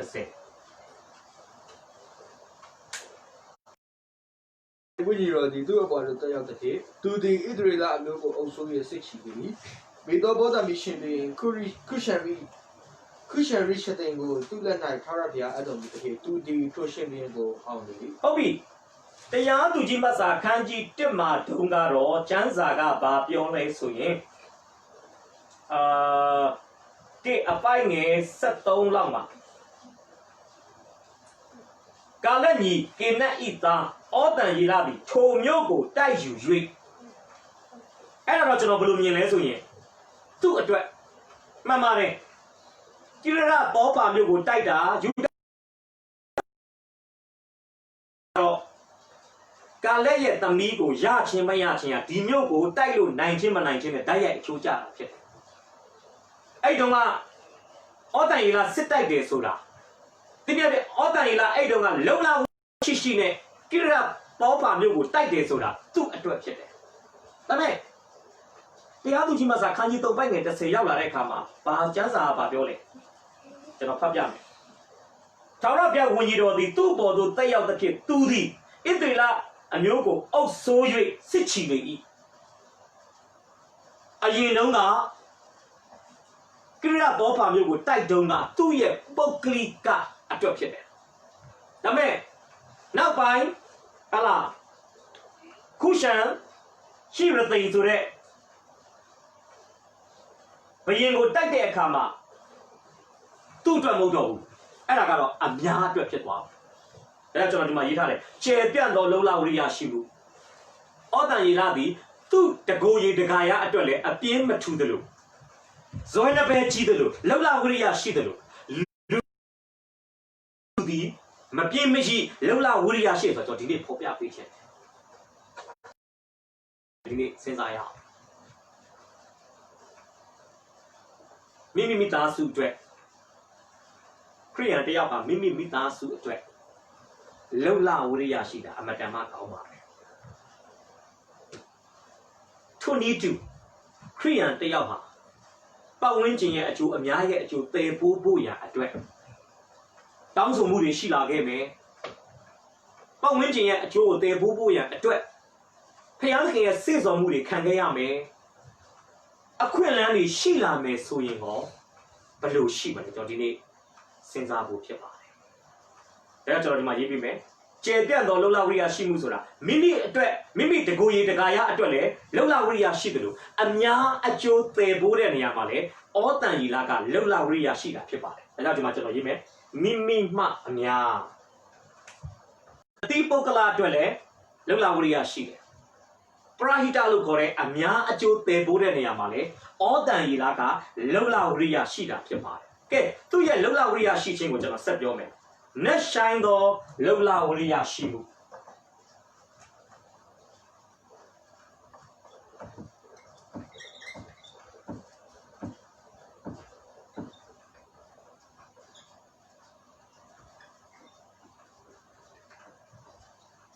ကျမ်းစာလေးပြချင်ပါတယ်တရားသူကြီးမဆာအခန်းကြီး3အပိုက်ငယ်30ကိုပြန်ဖတ်စီချင်ပါတယ်သူကြီး3:30他们别人问你说你这个保的这样子的，都对一堆拉牛个欧洲的事情的，给到高他们身边，不想修了的那个，都在那看到别人都。ဒါပြီချက်ပြောပြရစီဒီမှာကျွန်တော်တို့အတွက်လက်တွေ့ application တစ်ခုကျွန်တော်ပြောချင်တယ်ကာလက်ကသူ့သမီးအတွက်တမက်ရွေးတဲ့အခါမှာသူကခုနပြောတဲ့ရဲရင်တဲ့သူတန်တဲ့သူလက်ကြောတင်းတဲ့သူတယောက်ဘာလို့ရွေးခဲ့လဲကျွန်တော်ဒီခေတ်ဆိုတော့ဗာလဲအိမ်အောင်ပဲရွေးမယ်ဆိုရင်တဘိုးညီတဲ့လူဖြစ်ရမယ်ယုံကြည်သူဖြစ်ရမယ်စသည်ဖြစ်ပေါ့ကာလက်ကတော့ဘာလို့ယုံကြည်သူဖြစ်ရမယ်ဆိုတဲ့ဟာကိုဘာလို့သူထည့်မစင်စားလဲဆိုရင်ဩတန်ရီလာကယုံကြည်သူဖြစ်ပြီးသားအဲ့ကြောင့်သူကဘာကိုထပ်ကြည့်လဲဆိုရင်ခုနပြောတဲ့အလုပ်ကြိုးစားတာတနည်းအားဖြင့်ရဲရင်တာကိုကြည့်ကျွန်တော်တို့အတွက်ဆိုရင်တော့အခြေခံအချက်ကဘာလို့ဆိုရင်တဘိုးညီရဘောင်းကန်ဖြစ်ရမယ်ဒုတိယကြိမ်မွေးဖွားတဲ့သူတယောက်ဖြစ်ရမယ်ဒါအရင်ရေးကြည့်တယ်ဒါနံပါတ်1ဒါဘောင်းကန်ဖြစ်ပြီးတော့ပြင်းနေရင်လည်းအလုပ်မဖြစ်ဘူးဗျ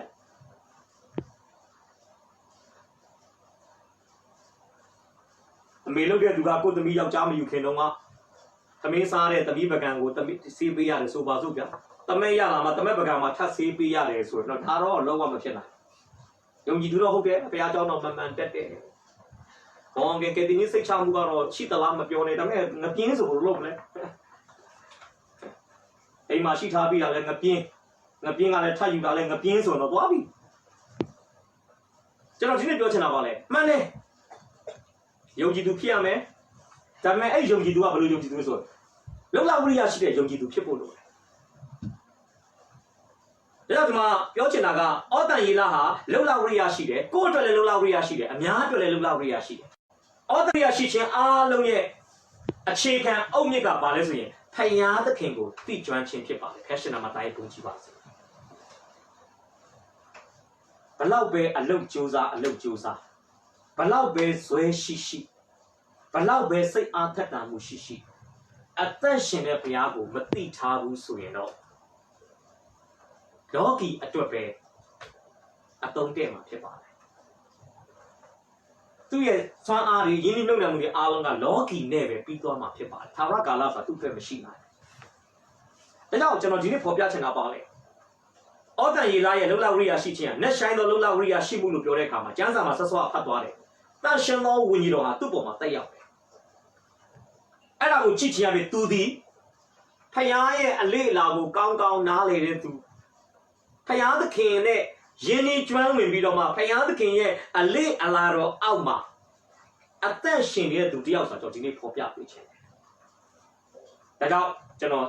ရေးပေးချင်တယ်ဖယားသခင်ကိုသိကျွမ်းခြင်း၌အခြေခံတာဖြစ်ပါတယ်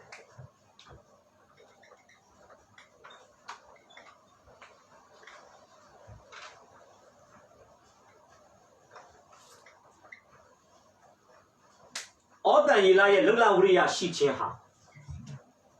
ဖယားသခင်ကိုသိကျွမ်းခြင်းကလာတဲ့အရာဖြစ်ပါတယ်။ဒါကျွန်တော်ယုံကြည်တယ်ဖယားကိုသိကျွမ်းတဲ့ယုံကြည်သူမှန်ရင်ပြင်းမှာမဟုတ်ဘူးဗျာ။ဒါခဏပြင်းနေသေးဆိုရင်တော့ဖယားသခင်ကိုသိကျွမ်းခြင်းကိုပြန်ပြီးစမ်းစစ်စေချင်တယ်။ကျမ်းစာထဲမှာကြည့်ပါဖယားအသုံးပြုခဲ့တဲ့လူတွေထဲမှာငပြင်းတွေတယောက်မှမပါဘူး။ဘေရုတညလုံးငါဖမ်းတယ်အဲ့ဒီရှယ်လဲထွန်းနေတဲ့နော်အရှင်မောင်များစွာနဲ့လဲထွန်းနေတဲ့အာမုတ်သမောတပန်တီခူးနေတယ်ကျွန်တော်ကြည့်တယ်ဖယားအသုံးပြုတဲ့လူတွေအားလုံးက ပေါ့ပါလက်ကြောတင်းတဲ့သူတွေဇွဲတစ်ပဲကြီးတဲ့သူတွေအလုံးလုံးချင်တဲ့သူတွေဘုရားအသုံးပြုတယ်တော့ဒီနေ့လေကျွန်တော်စဉ်းစားရအောင်ဩတန်ရင်နာကလုံလဝရိယရှိတယ်သူ့ရဲ့လုံလဝရိယရှိတာအတ္တကိုဘို့ပြုတဲ့လုံလဝရိယမဟုတ်ဘူးငါအတွက်ပဲမဟုတ်ဘူးပရာဟိတအများအကျိုးပါပါတယ်ဒါကျွန်တော်တို့ဒီစဉ်းစားဖို့လိုပါတယ်ကျွန်တော်တို့ဟာလာအမှုတွေလက်ထက်မှာပါဝင်တဲ့အခါမှာကိုမိသားစုလောက်တော့ပဲပို့ပြုမှာလားကိုနဲ့ဘာသာစကားတူတဲ့လူမျိုးတူတဲ့လူလောက်ပဲပို့ပြုမှာလားကိုရဲ့ဒေသန္တရအသင်းတော်လောက်ပဲပို့ပြုမှာလားဖယားရဲ့အမှုတော်ဆိုတာဓမ္မပညာရှင်တွေကဘာပြောလာလဲဆိုဖယားရဲ့အမှုတော်ဆိုတာလောကဒီချက်ထပ်ပြောလို့ဖယားရဲ့အမှုတော် eternal ဖြစ်တယ်ထာဝရနဲ့ချိတ်ဆက်ရဒီတန်တရာလေးတစ်ခုတော့ပဲမဖြစ်ရဘူးဗျကိုနိုင်ငံကိုလူမျိုးကိုပြည်နယ်တလောက်မဟုတ်ရအမှုတော်ဖယားအမှုတော်ကကဘာလုံးဆိုင်ရာနဲ့လည်းမပြီးဘူးဖယားအမှုတော်ကထာဝရကာလနဲ့ချိတ်ဆက်ရမယ်ဘာလို့ကျွန်တော်တို့လောလောဆယ်လုပ်တဲ့အရာတွေအောင်ထာဝရကာလခရစ်တော်ရဲ့ဟလာအလုပ်တွေတရားစီရင်တဲ့ဘီမာပလင်ရှေ့မှာပြန်ပေါ်လာတဲ့အထိကျွန်တော်တို့ကအစီခံမှာဖြစ်တယ်လုံလဝရိယရှိရမှာဖြစ်တယ်ကျွန်တော်ကြည့်အောင်ကျေပြန့်တော့လုံလဝရိယရှိမှုမိမိအတွက်လည်းလုံလဝရိယရှိတယ်အများအကျိုးအတွက်လည်းလုံလဝရိယရှိတယ်နက်ဆိုင်တော့လုံလဝရိယရှိမှုဖယားကိုသိကျွမ်းခြင်းအဖြစ်သူဟာစိတ်အားထက်သန်စွာအမှုတော်ထဲမှာဩတန်ယေလကအစီခံနေတာဖြစ်ပါတယ်စာလံ129ပိုင်းငယ်1နဲ့2ဖတ်ပေးပါ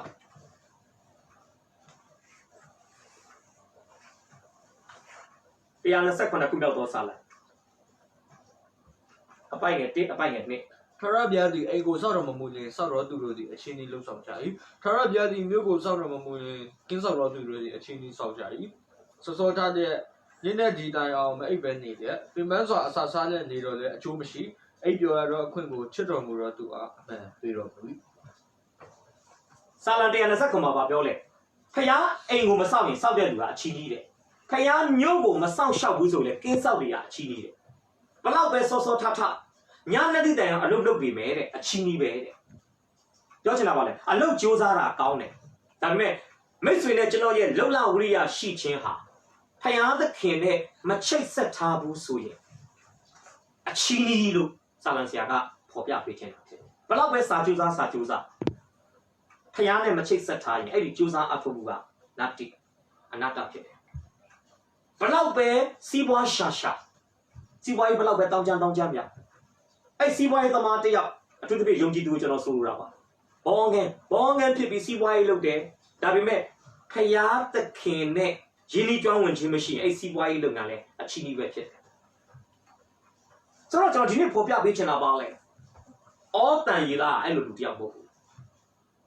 သူ့ရဲ့လုံလဝရိယရှိခြင်းဟာကျေပြန့်တယ်မိမိအတွက်ကောအများအတွက်ကောသူ့ရဲ့လုံလဝရိယရှိခြင်းဟာနဲ့ဆိုင်တယ်အပေါ်ယံပဲမဟုတ်ဘူးဘာသာရေးပုံစံတော့မဟုတ်ဘူးဟိုနှလုံးသားရဲ့အတွင်းပိုင်းက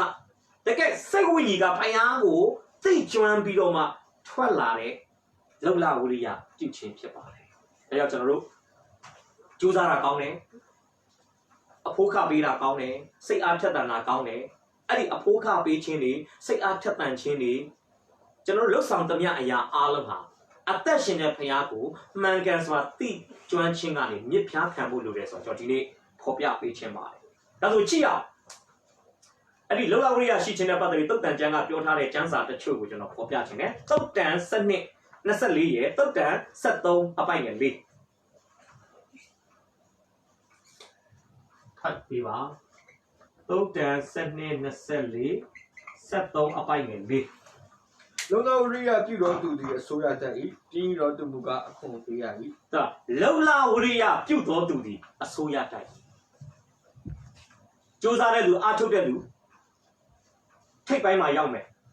တနည်းအားဖြင့်အောင်မြင်မယ်ပေါက်မြောက်မယ်လို့ကျမ်းစာကဖော်ညွှန်းနေတာဖြစ်တယ်ကဲတုတ်တန်73ပိုင်းငယ်4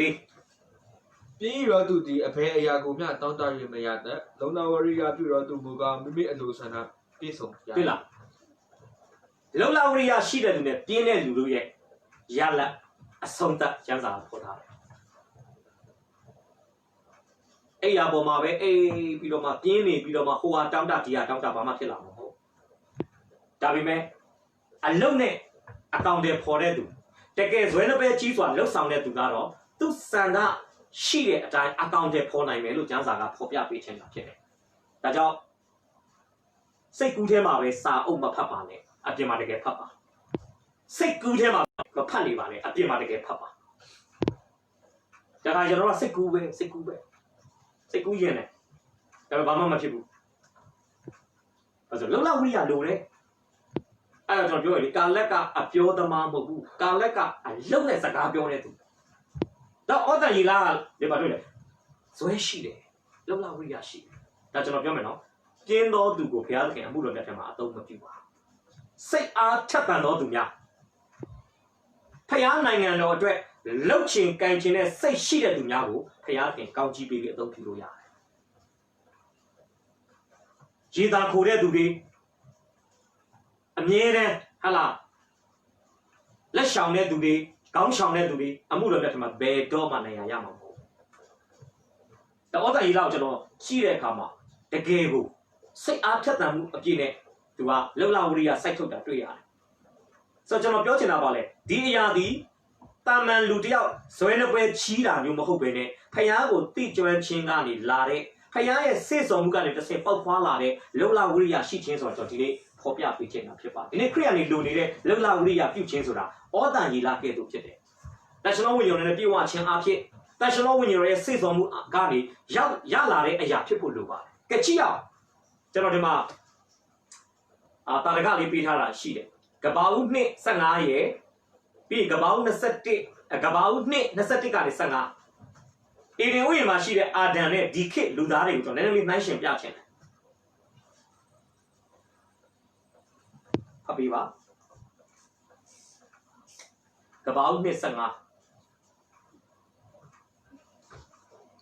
ထွေကတော်ရအရှင်ဘုရားသခင်ဒီလူကိုယူရဲ့ဒီဥယျာဉ်ကိုပြုစုဆောင်နေခြင်းကထားတော့ပြီဟုတ်ပြီကပောက်ချခန်းကြီးနှစ်အစပိုင်းမှာကျမ်းစာကဘာပြောလဲဆိုရင်အပိုင်ငယ်9လောက်ပါမြေ၌လေယာပြိုးပင်မပေါက်ပြီလေယာ၌စပားပင်မကြီးပွားမီအပင်ရှိသမျှတို့ကိုဖန်ဆင်းတော်မူ၏ထိုအခါထာဝရအရှင်ဘုရားသခင်သည်မြေပေါ်၌မိုးကိုရွာစေတော်မူသေးမြေ၌လှုပ်တော်သူလည်းမရှိသေးသည်ဖြစ်၍မြေမှအခိုးအငွက်ထွက်သဖြင့်မြေတစ်ပြင်လုံးကိုစိုးစေလေ၏လို့ပြောပါတယ်ပြောချင်တာကဒီကပောက်ချခန်းကြီးနှစ်ရဲ့အခြေအနေမှာကပောက်မှာမုံရွာသေးဘူးဘာလို့လဲလေလုံးမဲ့သူတွေမရှိသေးဘူးကျမ်းစာဒီတိုင်းပြောတယ်နော်ဒါကြောင့်အဲ့ဖြစ်တုန်းကဘာတွေ့ရလဲဆိုရင်တစ်ပင်တွေကဘယ်ကအဆိုတက်ရလဲဆိုရင်မြေကြီးကပဲရေငွေ့ထွက်လာပြီးတော့မှတစ်ပင်တွေကိုအဆိုတက်ပေးတာဖြစ်တယ်မိုးရွာလို့တစ်ပင်တွေရေတက်ရတာဟုတ်အဲ့လိုပြောတော့အဲ့ခေတ်မှာအေဒင်ဝိမှာရှိတဲ့အာဒံဘာအလုပ်မှမလုပ်ဘူးလို့ကျွန်တော်ဆိုလိုတာပေါ့ဘူးတော့လေစိုက်တဲ့လုပ်ငန်းမရှိသေးလို့အာဒံအလုပ်လက်မဲ့ပေါ့ဘူးတော့အာဒံကိုဘုရားခင်ဖန်ဆင်းပြီးတာနဲ့ကပောက်ကျန်းခန်းကြီးနှစ်အပိုက်ငယ်15မှာဘာအလုပ်ပေးထားလဲအေဒင်ဥယျာဉ်ကိုပြုစုစောင့်ရှောက်တဲ့အလုပ်ဘုရားခင်ဖန်ဆင်းထားတဲ့တစ်ပင်တွေပတ်မှန်လာတွေဘုရားခင်ဖန်ဆင်းထားတဲ့အေဒင်ဥယျာဉ်ထဲမှာရှိတဲ့တရိစ္ဆာန်တွေကိုအာဒံဘာလုပ်ရအောင်ပြုစုစောင့်ရှောက်ပါဒီကျွန်တော်ဒီနေ့ခေါ်ပြချင်တာကပောက်နှစ်15မှာတွေ့ရတဲ့အာဒံကိုဘုရားသခင်စေခိုင်းထားသောအရာတွေအာဒံအလုပ်ရထားတဲ့အလုပ်လုပ်ရတဲ့အရာဖြစ်ပါဆိုလို့ချင်တာကပောက်နှစ်အပိုက်ငယ်15ဒီဘာကိုယဉ်ညွှန်းလဲဆိုရင်အေဒင်ဥယျာဉ်မှာဖန်ဆင်းခံရတဲ့ပထမဆုံးလူသားဖြစ်တဲ့အာဒံဟာအလုတ်လက်မဲ့ပုတ်ပဲနဲ့အလုတ်ရှိတဲ့လူသားတစ်ယောက်ဖြစ်တယ်။ကဲကပောက်နှစ်အပိုက်ငယ်21ကနေ25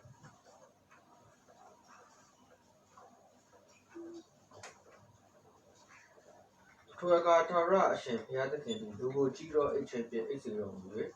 လူတွေအိတ်တော်စဉ်နိုင်ရုံတခြားကိုဘုရားသခင်ထုတ်ပြီးခြင်းထိုရိုးအစားအသားကိုစီးဆက်စေတော်မူ၏ထိုသူတွေများနှုတ်လို့ဒီအဝတ်မဝတ်ပဲနေ၍ဆက်ကြောက်ခြင်းနဲ့กินလို့ကြ၏ဟုတ်ပြီကပောက်နှစ်21ကနေ25ဒီကနေခရိယန်အိမ်တော်အကြောင်းကိုတုံတင်တဲ့ဆရာသမားတွေကဘာပြောလို့ရှိလဲဆိုရင်ကပောက်ချမ်းခန်းကြီးနဲ့အပိုက်ငယ်15မှာ ဖယားခင်ကအာဒံကိုအလုတ်ပေးတယ်ကဘာဦးကျန်ကကြီးနဲ့ပိုက်နဲ့21 25ရောက်လာမှာအာဒံကိုဖယားခင်ကအိမ်အောင်ချပေးတယ်အဲ့ကနေဝိညာဉ်ပိုင်းဆိုင်သင်ခန်းစာပါလေအာဒံဒီလက်စုပ်လက်ကင်ပြနိုင်တဲ့တစုံတစ်ခုသောအလုတ်ရှိပြီးမှအိမ်အောင်ကြတာဖြစ်တယ်ဝိညာဉ်ရဲ့အရာပြောမယ်ဆိုရင်တော့ဒီခေတ်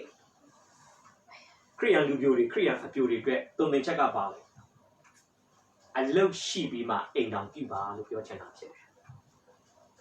ကျမ်းစာထဲမှာတွေ့ရတဲ့ဝိညာဉ်ရေးရအစီအစဉ်ကအဲ့တိုင်းပဲအလုတ်ရှိပြီးမှအိမ်အောင်ပြုပါ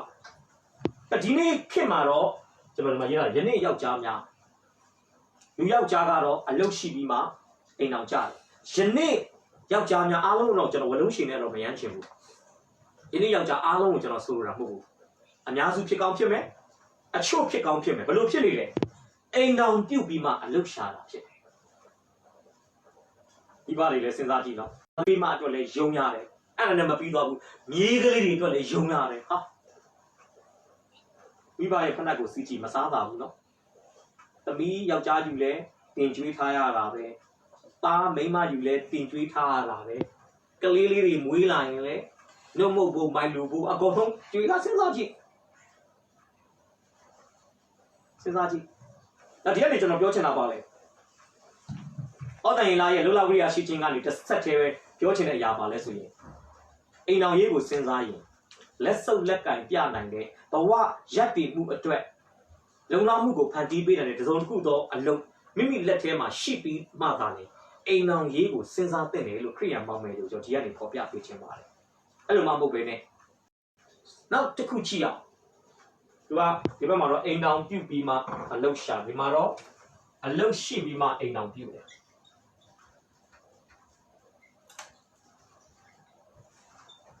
ဒီမှာတော့အိမ်အောင်ပြုတ်ပြီးမှအလုံးရှာ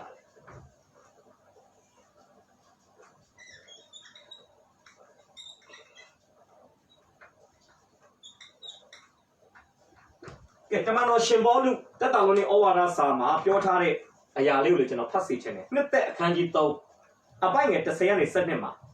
အလုတ်နဲ့ပတ်သက်ပြီးတမန်တော်ရှင်ဘောလူတက်တာလုံးမျိုးနဲ့ရှိတဲ့ခရိယန်ညီကိုမောင်နှမတွေကိုသူဩဝါဒစာကနေတစ်ဆင့်တုံသင်ထားတဲ့အရာလေးရှိပါတယ်ကျွန်တော်ဖတ်ကြည့်ရအောင်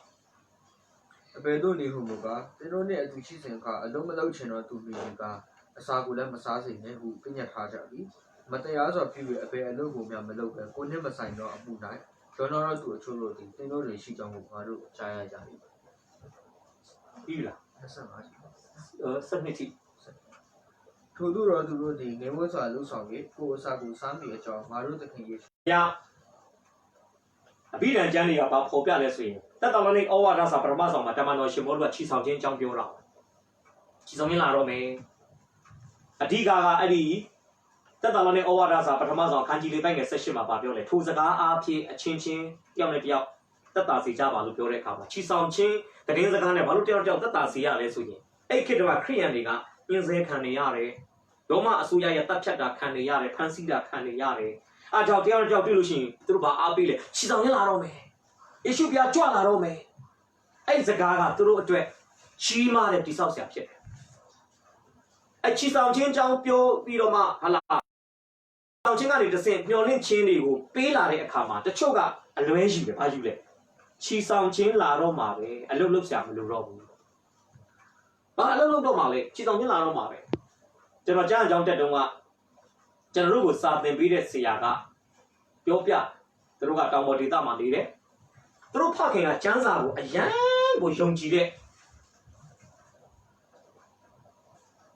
တက်ကြားကိုတယောက်ဖြစ်တယ်အသက်ကြီးပြီအဲ့ဒီခေတ်ရဲ့တရားဟောဆရာတွေရဲ့ကျွန်တော်မြင်တယ်အစွန်းရောက်တုံသင်မှုလို့ပဲပြောရမှာပေါ့ချီတောင်ချင်းလာတော့မယ်ချီတောင်ချင်းလာတော့မယ်ဘာမှလှုပ်ရှားမလို့ဘူးခရစ်တော်ပဲစောင့်နေဖို့ပဲ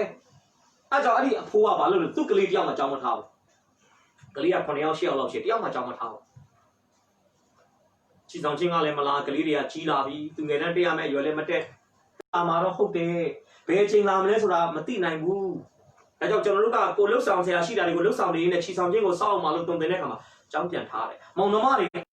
ငယ်တန်းကိုအတူတူတက်ရတယ်ဆိုပြောချင်တာပါလေတက်တော်နဲ့တင်းတော်မှာလည်းအတိုင်းပဲချီဆောင်ချင်းလာတော့မယ်ဆိုတော့အလုံးမလုပ်တဲ့လူတွေရှိလာ ဒီခေတ်စကားနဲ့ပြောမယ်ဆိုရင်တော့ဟိုအိမ်ကိုသွားလေလိုက်ဒီအိမ်ကိုသူများအိမ်သွားလို့ထမင်းဝိုင်းတွေ့ရင်သူများဖိတ်လားမဖိတ်လားမသိဟလာဝင်ထိုင်တာမျိုးပေါ့ဗျာဝင်စားတာမျိုးဆိုတော့ပြောချင်တာက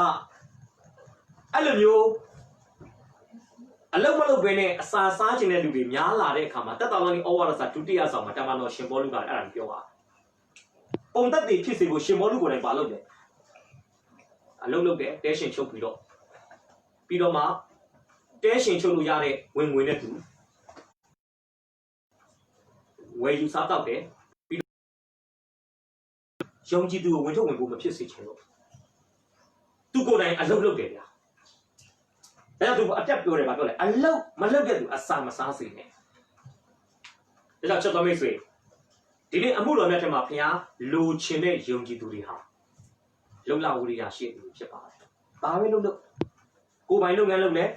ကြိုးစားတဲ့လူဖြစ်ဖို့လိုတယ်။ကုမ္ပဏီဝန်ထမ်းဖြစ်လဲကြိုးစားတဲ့လူဖြစ်ဖို့လိုတယ်။အမှုတော်မြတ်ထဲမှာပါဝင်နေတဲ့ကျွန်တော်တို့လူတွေဖြစ်ရင်လည်းလုံလဝရိယရှိသူတွေဖြစ်ဖို့လိုတယ်။ဆိုတော့ဒါကြောင့်ကျွန်တော်ဒီမှာ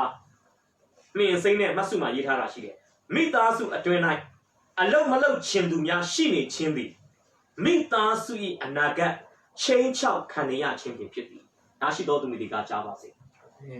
ဒါအရင်ရေးကြည့်တယ်ကျွန်တော်အဲ့လိုပြောလို့ဘာခေါ်မလဲအလုံးလုံးရမယ့်အရွယ်မဖြစ်သေးတဲ့သူတွေကိုကျွန်တော်ဆိုလိုတာမဟုတ်ဘူးကျွန်တော်သမီး10တန်းအောင်ဂါဇ16နှစ်ကြော်လေးပေါ့သူတငယ်ချင်းတွေကအလုံးလုံးတယ်ဗျလက်မှတ်ရောင်းတဲ့နေရာမှာလုပ်တဲ့လူရှိတယ်တချို့ကဟိုတယ်မှာကျွန်တော်တို့ပြောပြီးဆိုအလုပ်ချင်တယ်အဆိုင်ရချင်တယ်ကျွန်တော်လည်းပြောမဟုတ်ဘူးအလုပ်လုပ်ရမယ့်အရွယ်မဟုတ်သေးဘူးပညာသင်ရမယ့်အရွယ်မိဘတွေဝတရားရှိတဲ့အတိုင်းသားသမီးတွေကိုအနည်းဆုံးဘွဲတစ်ဘွဲလောက်ရအောင်လို့ကျွန်တော်တို့ကပညာသင်ပေးဖို့လိုတယ်ကဲအသက်အရွယ်ရလဲ20ကျော်လာပြီလူမှုအတိုင်းအဝိုင်းသတ်မှတ်ထားတဲ့ပညာရပ်တစ်ခုခုနဲ့ပတ်သက်ပြီးဘွဲရပြီးပြီဆိုရင်တော့အဲ့ဒါကတော့အလုပ်ရှာတော့ဘွဲရတာ9နှစ်အလုပ်မရှိသေးဘူးအိမ်မှာပဲဖုန်းလေးနှိမ့်လိုက်ဟလာမိဘချက်ကျွေးတာစားလိုက်ပြီးတော့မိဘဥပကံအဲ့လိုမျိုးတော့အဆင်မပြေဘူးအဲ့လိုမျိုးကတော့ကျွန်တော်ထင်တယ်မဖြစ်တဲ့ဟာဒါအမေရိကန်မှာတော့ကျွန်တော်သဘောကျတယ်18နှစ်ပြည့်ရင်ကိုချတော့မကိုရရကလေးတွေကလည်း18နှစ်ပြည့်မဲ့နေ့ကိုစောင့်နေတယ်ဘာလို့လဲမိဘရဲ့အုပ်ထိန်မှုအောက်မှာမနေချင်တော့ဘူးဗျမိဘကလည်း18နှစ်ပြည့်မဲ့အချိန်ကိုကြည့်နေတယ်ဘာလို့လဲလက်တော့ကတော့ကျွန်တော်အာရှသားတွေကတော့သားသမီးကိုတန်ရောစင်ရှိတယ်ဗျဥမကွဲတိုက်မပြက်မိသားစုလိုက်ကောင်းပါတယ်ဒါပေမဲ့ခုနကျွန်တော်ပြောသလိုဟုတ်ခေတ်တုန်းကကျွန်တော်ငယ်ငယ်တုန်းကတော့ဖခင်တယောက်ရဲ့ဝင်ငွေဟာမိသားစုအားလုံးမလွယ်ဘူးတော့ဒီခေတ်ကပါပဲဒီခေတ်ကမိသားစုဝင်တိုင်းကဝင်ငွေရှိနေမှပဲကြားကန်နိုင်မှာဖြစ်တယ်အိမ်ငါခါမီတာခါအများကြီးတော့အများကြီးဒါယုံကြည်သူလဲကျွန်တော်ဒီနေ့ပေါ်ပြပေးချင်တာကကျွန်တော်ယုံကြည်သူမှန်ရင်အလုပ်လုပ်ချင်တဲ့သူလည်းကျွန်တော်ယုံကြည်သူတွေဆူတောင်းပါပါလေအလုပ်ပျော်ဖို့ကိုလုပ်တဲ့အလုပ်မှာပျော်ဖို့ပြီးအလုပ်ငဲဖို့အလုပ်ခဏပြောင်းတော့မဖြစ်အောင်ခဏလေးပြီးအလုပ်လုပ်ခဏလေးထွက်သွားပြန်ပြီးပြန်နောက်တစ်ခုတစ်ချက်လုံးကျွန်တော်အလုပ်မမြဲဘူးတစ်နှစ်ထဲမှာ4 5 6လုပ်အလုပ်ပျော်ဖို့လိုတယ်ကိုလုပ်တဲ့အလုပ်မှာပျော်ဖို့လိုတယ်ပြီးအလုပ်တည်ငြဲဖို့လိုတယ်ပြီးရင်အလုပ်အားဖြင့်မိသားစုဘဝရက်တည်မှုကိုရှာဖွေတွေ့ရှိမှုဖြစ်ဖို့လိုတယ်ပြီးရင်အလုပ်အားဖြင့်ဘုရားဘုံကိုထင်ရှားစေတဲ့သူအလုပ်ပျော်ဖို့လိုတယ်အလုပ်ငြဲဖို့လိုတယ်အလုပ်အားဖြင့်မိမိဘဝအသက်တာရဲ့လုံလောက်မှုကိုရှာဖွေတွေ့ရှိသူဖြစ်ဖို့လိုတယ်ဒါဆိုရင်အလုပ်ကနေကောင်းကြီးခံစားဖို့ပြီးရင်မလုပ်ဘူးလေအလုပ်အားဖြင့်ဘုရားဘုံကိုတည်ဆောင်ရှင်ထင်ရှားစေတဲ့သူတနည်းအားဖြင့်အလုပ်မှာအေဝံဂေလိဝေငှတာအလုပ်အားဖြင့်ရလာတဲ့ကောင်းကြီးတွေကိုအမှုတော်မြတ်ထဲမှာပြန်ပါဝင်တာစသည်ဖြင့်ကျွန်တော်ဆိုလိုတာဖြစ်တယ်ဒါကြောင့်ဩဇန်ယေလဟာလုံလဝရိယရှိတဲ့သူဖြစ်တယ်ကိုယ့်အတွက်လည်းလုံလဝရိယရှိတယ်အများအကျိုးတည်ဖို့တဲ့နေရာမှာလုံလဝရိယရှိတယ်ဩဇန်ယေလရဲ့လုံလဝရိယရှိခြင်းဟာဖယားသခင်ကိုတိကျွမ်းခြင်းကနေမြင့်ဖျားခံလာတဲ့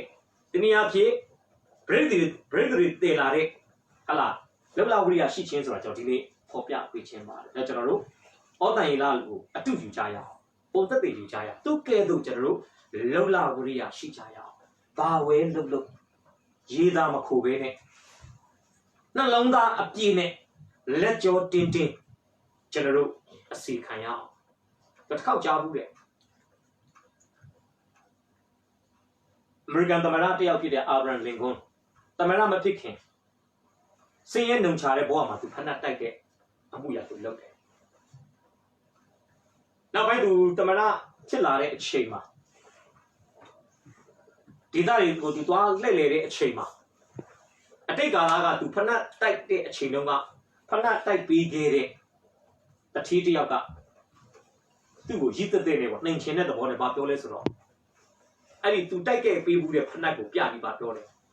ဒီဖဏကိုမှတ်မိလားလို့ပြောတယ်ဒီကတော့သူ့ကိုတောက်ဖြုတ်တာဒါသူ့ဘာပြန်ပြောလဲမှတ်မိတယ်ဒီဖဏကိုကျွန်တော်စေတနာတွေနဲ့ဟာလားတိုက်ထားပေးတဲ့အတွက်ဒီဖဏကအခုထိတော့ပြောင်းနေတော့မဲဆိုပြီးသူက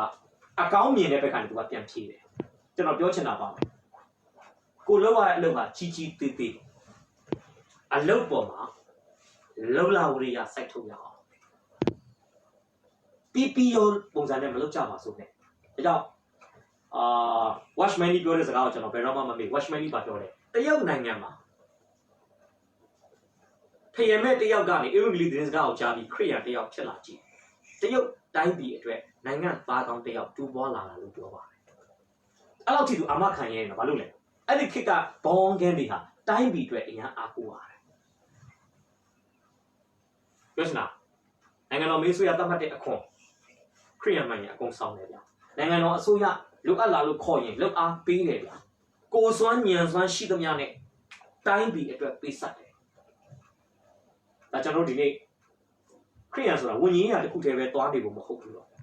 လူအပ်လာလို့ပတ်ဝန်းကျင်မှာကျွန်တော်တို့တစုံတစ်ခုသောအတိုင်းအတာနဲ့ပါဝင်ပေးဆက်ဖို့လိုအပ်တယ်ဆိုရင်လည်းအများအကျိုးသေးဖို့တဲ့လုပ်ငန်းတွေမှာတက်ဆွမ်းသလောက်ပါဝင်တဲ့သူတွေဖြစ်ဖို့ကျွန်တော်ဒီနေ့ဖော်ပြပေးချင်ပါတယ်ဒါကြောင့်ပြန်ပြောမယ်ကြောက်ပေါ်တီမိသားစုကိုတီထောင်ခဲ့တဲ့ကာလက်ဘလို့လူလဲအမျှော်မြင်ရှိတဲ့သူဖြစ်တယ်သူ့ရဲ့အမျှော်မြင်ရှိမှုအောက်မှာမိသားစုဝင်ဖြစ်လာတဲ့သူ့ရဲ့တမက်ဩတန်ကြီးလားလုံလဝရိယရှိတဲ့သူဖြစ်တယ်ကဲနောက်ဆုံးတစ်ယောက်သူ့ရဲ့သမီးဩတန်ကြီးလားရဲ့ဇနီးအခတာကိုကျွန်တော်ဘယ်လိုရေးထားလဲအုပ်ဆိုးခြင်းကိုဝန်ခံသောအခတာ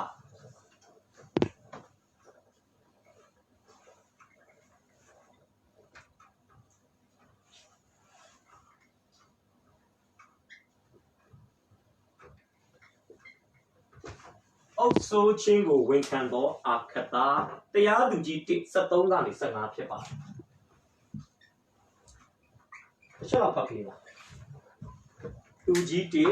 73ကနေ15ကာလက်ညီတင်တဲ့ရီတာဩတန်ရီလာသည်ထိုမျိုးကိုတိုက်ယူ၍ကာလက်သည်သမီးအခတာကိုသူအားပေးစားလေထိုမိမသည်ကြီးသွားစဉ်အခါလေတကွက်ကိုအပား၌တောင်းခြင်းမှာ၄နှစ်တိုင်ပင်ပြီးမှငဲပေါ်ကဆင်းလေအဘကလက်ကအဘယ်လိုရှိတဲ့နည်းဟုမေးလျင်သမီးကကောင်းကြီးပေးသိချင်ပါ၏ကိုရော်ဒီတောင်မျက်နှာအရက်ကိုပေးပါပြီစမ်းရည်သွင်းတို့ကိုလည်းပေးတော်မူပါအောင်သူတောင်းသည့်အတိုင်းအဖသည်အထက်စမ်းရည်သွင်းအောက်စမ်းရည်သွင်းတို့ကိုပေးလေဟုတ်ပြီဒီမှာကျွန်တော်ဖော်ပြချင်တာယူဒအမျိုးသမီးတယောက်ရဲ့ဘဝဖြတ်သန်းမှုကိုကျွန်တော်ဒီနေ့ဖော်ပြချင်တာဖြစ်တယ်သူတို့ဘယ်လိုရှိလဲဆိုရင်အပြိုဘဝမှာအမျိုးသမီးတယောက်ရဲ့အုတ်ထင်းသူဟာဖခင်ဖြစ်တယ်ဒါပေမဲ့အိမ်အောင်ကြပြီးသွားရင်သူ့ရဲ့အုတ်ထင်းသူကဘာလို့လဲဆိုသူ့ရဲ့အမျိုးသားဖြစ်သွားတယ်အုတ်ထင်းပြောင်းသွားတယ်အဲ့ဒါကျွန်တော်ကြည့်စေချင်တယ်တောလေယာ33ကနေ5တစ်ချက်လောက်ကြည့်ရအောင်တောလေယာ33ကနေ5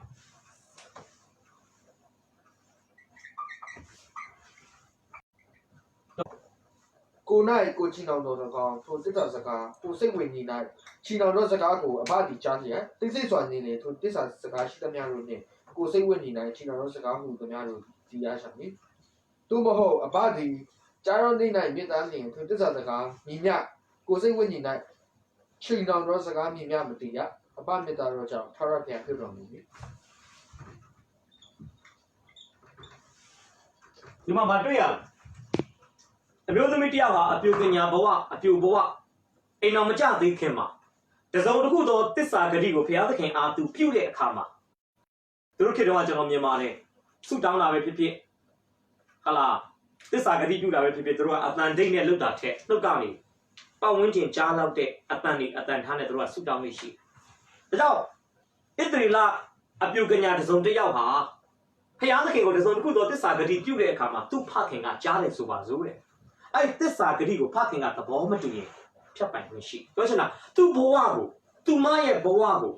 ဖခင်ကဝင်ရောက်ဆွတ်ဖက်ပိုင်ခွင့်ရှိတယ်ဒါအပြိုဘဝမှာအိမ်တော်တွေဖြစ်လာတဲ့အခါမှာကြည့်ရတောလေယာကျန်ခန်းကြီး36ကနေ8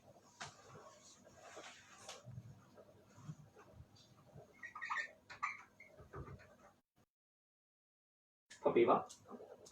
မိမသည်လင်ရှိတဲ့တစ္ဆာဂတိပြု၍ကိုစိတ်ဝိညာဉ်၌ရှင်းအောင်ခြင်းဟာနှုတ်မတော်အခါလင်သည်ကြားလင်၎င်းကြားရနေ၌တိတ်ဆိတ်စွာနေလင်၎င်းထိုတစ္ဆာစကားကိုတစ္ဆာစကားကိုစိတ်ဝိညာဉ်၌ရှင်းအောင်သောစကားပြရမည်သို့မဟုတ်လင်သည်ကြားရနေ၌မြေသားလင်တစ္ဆာစကားကိုစိတ်ဝိညာဉ်၌ရှင်းအောင်သောစကားကိုလင်သည်ပယ်၍ထာဝရဘုရားလည်းလွတ်တော်မူမည်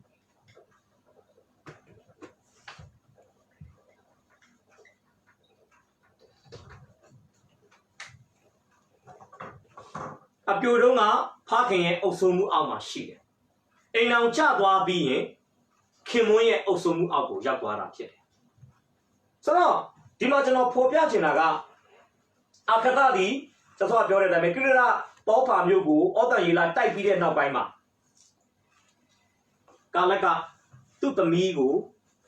ဩတန်ယေလာနဲ့ပေးစားလိုက်။ပြောချင်တာအခသသည်ကာလက်ရဲ့အုပ်စိုးမှုအောက်ကနေဩတန်ယေလာရဲ့အုပ်စိုးမှုအောက်ကိုရောက်သွားပြီဖြစ်ပါတယ်။ပြောချင်တာဘဝအသက်တာကိုအတိတ်ကာလကလို့ဖခင်ကဘာမှဝင်ရောက်ဆွတ်ဖက်လို့မရတော့။သူမရဲ့ဘဝကိုပိုင်ဆိုင်သွားတာသူမရဲ့ခင်မွန်းတဲ့ဩတန်ယေလာဖြစ်တယ်။အဲ့ဒါနဲ့ကျမ်းစာကဘာပဲဆိုတနေရာရောက်တဲ့အခါမှာတဲ့ကျွန်တော်ဖတ်ပြချင်ပါတယ်တရားစီရင်မစာခန်းကြီး1မှာပဲ။ထိုမိမသည်ခရီးသွားစဉ်အခါဒါလိုချင်တယ်အပားရည်ဒါလိုချင်တယ်သူရဲ့စန္ဒာကိုသူ့ဖတ်ပြောလို့ဓာတ်ရုပ်တင်ပြပိုင်ခွင့်ရှိတယ်။ဒါဖတ်ဆက်ဆံရေး။ဒါပေမဲ့အိမ်အောင်ရှင်ဖြစ်သွားတဲ့နောက်ပိုင်းမှာ तू ဘာလုပ်လဲ။သူ့ခင်မွန်းတဲ့ကို respect ပေးတယ်။ဘာလုပ်လဲ။လင်နဲ့တိုင်ပင်ပြီးမှယောက်ျားအောင်ရင်ပေးတယ်။ယောက်ျားကြီးတောင်းရမလားမတောင်းရဘူးလားအဖေစီက။သူ့ယောက်ျားတောင်းတဲ့အနေထား။သူ့ယောက်ျားကဟဲ့မတောင်းပါနဲ့အိမ်အောင်ချပြီ။သူ့ယောက်ျားကန့်ကွက်ရင် तू မတောင်းတဲ့အနေထားဖြစ်တယ်။ကျွန်တော်တို့ဒီကနေသင်ခန်းစာယူစရာရှိပါတယ်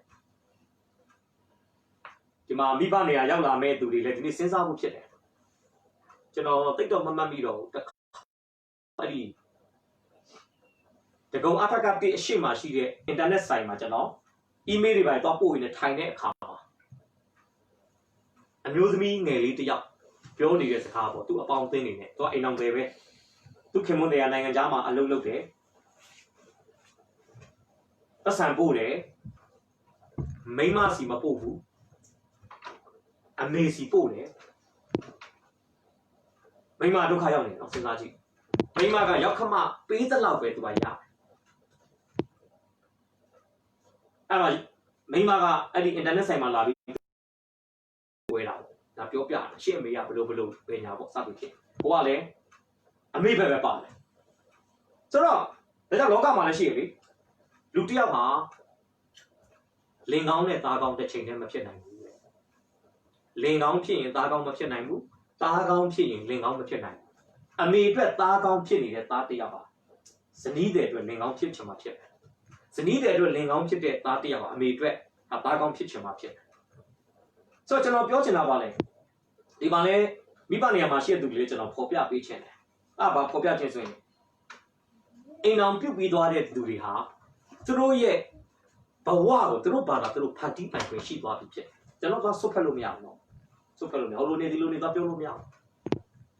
မိသားစုတစုဟာနိုင်ငံတနိုင်ငံအလားပဲနော်ကိုယ်ပိုင်အုပ်ချုပ်ခွင့်ပဲသူတို့မိသားစုရဲ့အစီအစဉ်တွေကိုကျွန်တော်ဝေဖန်လို့မရဘူးဆွတ်ဖက်လို့မရဘူးဟုတ်တယ်ကိုမွေးထားလို့ကိုသမီးကိုမွေးထားလို့ကိုသားဒါပေမဲ့အိမ်အောင်ပြုတ်သွားရင်ကိုမပိုင်တော့ဘူးသူ့အိမ်အောင်ဘက်ကသူ့ပိုင်သွားပြီဟုတ်ဒီမှာလဲအဲ့ဒီသဘောဘယ်သူကသိလဲဆိုရင်အခသကောင်းကောင်းသိတယ်ဒါကသူအိမ်အောင်ကြကားစားပူပူနွေးနွေးပဲနော်အဲ့အမျိုးသမီးတယောက်ဖြစ်ရတာနဲ့ငါလိုချင်တာငါဖြစ်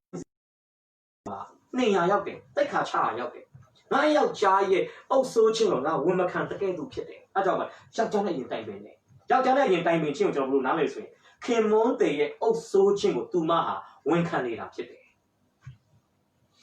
ဒါကြောင့်ကြောက်ပေါ်တည်တဲ့မိသားစုဖြစ်ဖို့အတွက်ကအိမ်တော်မိသားစုတွေမှာသေသက်လှပတဲ့စင်ကဲအုပ်ချုပ်မှု ဖြစ်တဲ့ဖခင်ကဦးကောင်းဖြစ်တဲ့ခရစ်တော်ရဲ့အုပ်ချုပ်မှုအောက်မှာရှိဖို့လိုတယ်အဲ့ဒီခင်မွန်းတွေကဇနီးတွေကိုပြန်ပြီးအုပ်ဆိုးရမယ်ဇနီးတွေကနောက်ထပ်သားသမီးတွေသားသမီးမှာကြီးစင်ခံလိုက်ကိုမွေးလာတဲ့ဝါအရာတယောက်ကြောက် respect ပေးဖို့လိုတယ်လောကမှာတော့စိုးစကားချက်ကြီးသူကိုယိုသေးရွယ်သူကိုလေးစားငယ်သူကိုသနာလို့ပြောတာဆိုတော့ကျွန်တော်ဖော်ပြပေးချင်တာပါလဲဆိုရင်အာကတပြီးသူခင်မွန်းရဲ့အုပ်ဆိုးခြင်းကိုဝန်ခံသောအနေနဲ့မိမိရဲ့စန္ဒကိုရှေ့တန်းမတင်ဘဲနဲ့ဘာလို့ဆိုခင်မွန်းနဲ့အရင်တိုင်ပင်တာကိုကျမ်းစာမှာဖော်ပြထားတယ်။ဒါကြောင့်ကျွန်တော်ကျမ်းစာလေးပြချင်တယ်။ Efet 6:1နဲ့ Efet 5:20လေးဖတ်ပေးပါ။6:1 Efet 5ပြီးတော့တခင်ပြားရဲ့အလိုတော်နဲ့အညီမိဘစကားကိုနားထောင်ကြတော့မိဘစကားကိုနားထောင်ခြင်းမှုဒီတရားတော်မှုဖြစ်။ဒါမိသားသမီးဘဝမှာကဲအိမ်အောင်ကြပြီး Efet 5:24အတင်းတော်ဒီကိုဟဲ့တကယ်တော့မိမဒီလဲကိုခင်ဘုန်းဤအုပ်ဆိုးခြင်းကိုအရာရာ၌ဝန်ခံရကြတယ်ဟုတ်ပြီကိုခင်မွန်းဤအုပ်ဆိုးခြင်းကိုအရာရာနဲ့ဝန်ခံရမယ်ဒါနဲ့ပတ်သက်ပြီးကျွန်တော်တစ်ဆက်ချင်းမှာပဲအုပ်ဆုံးမှုဝန်ခံတဲ့အစင်လာလေးတွေကျွန်တော်ဖော်ပြပေးခြင်းတယ်ဟုတ်ပြီအရင်ဆုံးကြည့်အောင်ယောမ 73:1ယောမ 73:1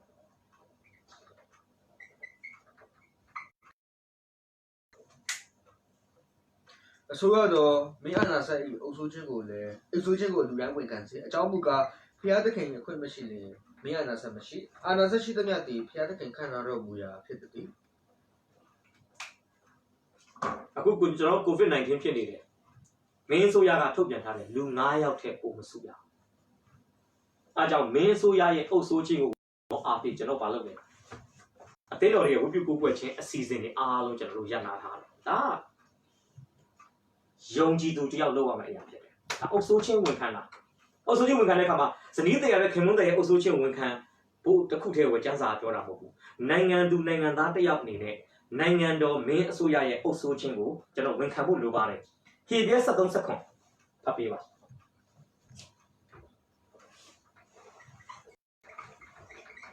ဟေဘဲ73 စက္ကွန်သူတို့ကိုအုပ်တော်သူတို့၏စကားကိုနားထောင်ရနှိမ့်ချလျက်နေကြတော့သူတို့ဒီကိုယ်တိုင်စစ်ကြောခြင်းကိုခံရတော်သူကဲ့သို့သူတို့စိတ်ဝိညာဉ်၏အကျိုးလို့ငါစောင့်နေကြ၏သူတို့အကျိုးကိုမဖြစ်စေတတ်သောဝမ်းနည်းခြင်းမရှိဝမ်းမြောက်ခြင်းရှိ၍သူတို့ဒီစစ်ကြောခြင်းကိုခံရမည်အကြောင်းသတိပြုရနေကြတော့အဲ့မှာအုပ်တော်သူတို့ပြောတဲ့အခါမှာဝိညာဉ်ရခေါင်းဆောင်တွေကိုဆိုလိုနေတာဖြစ်တယ်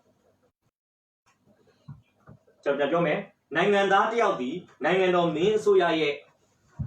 အုပ်စိုးခြင်းကိုဝန်ခံဖို့လိုတယ်အသင်းသူအသင်းသားတယောက်ဒီအသင်းတော်မှာဥဆောင်သူနေရာမှာရှိနေတဲ့ဝိညာဉ်ရခေါင်းဆောင်တွေရဲ့ဥဆောင်မှုအုပ်စိုးမှုကိုဝန်ခံဖို့လိုတယ်ဆိုတော့ကျွန်တော်ဒီနေ့ဖော်ပြပေးချင်တယ်နောက်တစ်ခုကြည့်အောင်Efet 6:1ဒါခုနကတော့ဖတ်ပြီးသွားပါပြီမိဘဖတ်ပေးပါ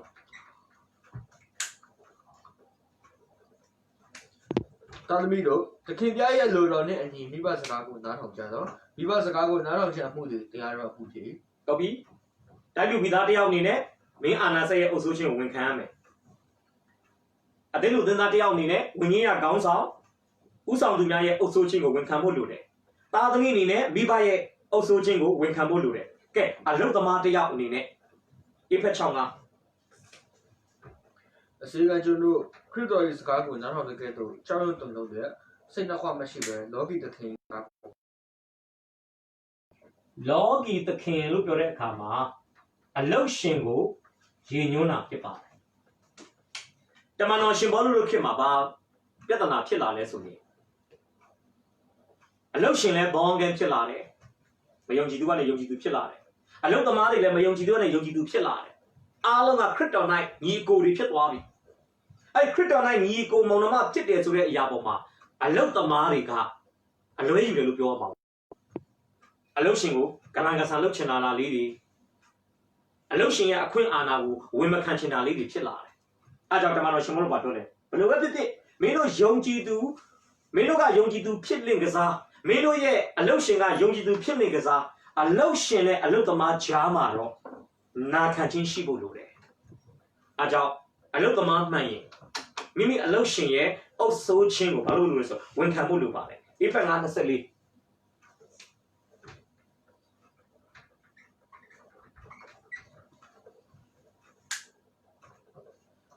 အတင်းတော်ဒီခရစ်တော်၏အုပ်စိုးတော်မူခြင်းကိုဝန်ခံတဲ့ကဲ့သို့မိမတို့စီလည်းကိုခင်ပိုး၏အုပ်စိုးခြင်းကိုအရာ၌ဝန်ခံရကြမည်ကျွန်တော်ပြောမယ်တိုင်းလူပြည်သားတယောက်အနေနဲ့မိအာနာအစိုးရရဲ့အုပ်စိုးခြင်းကိုဝန်ခံဖို့လိုတယ်သနာတယောက်အနေနဲ့ဝิญဉ်ရာခေါင်းဆောင်များရဲ့အုပ်စိုးခြင်းကိုဝန်ခံဖို့လိုတယ်သားသမီးများအနေနဲ့မိဘရဲ့အုပ်စိုးခြင်းကိုဝန်ခံဖို့လိုတယ်အလုတ်သမားများအနေနဲ့အလုတ်ရှင်ရဲ့အုပ်စိုးခြင်းကိုဝန်ခံဖို့လိုတယ်ဇနီးသည်များအနေနဲ့ခင်မွန်းသည်များရဲ့အုပ်စိုးခြင်းကိုဝန်ခံဖို့လိုပါတယ်ဒါကြောင့်ဓမ္မပညာရှင်တွေလည်းပြောတယ်အသင်းတော်အစအိမ်တော်က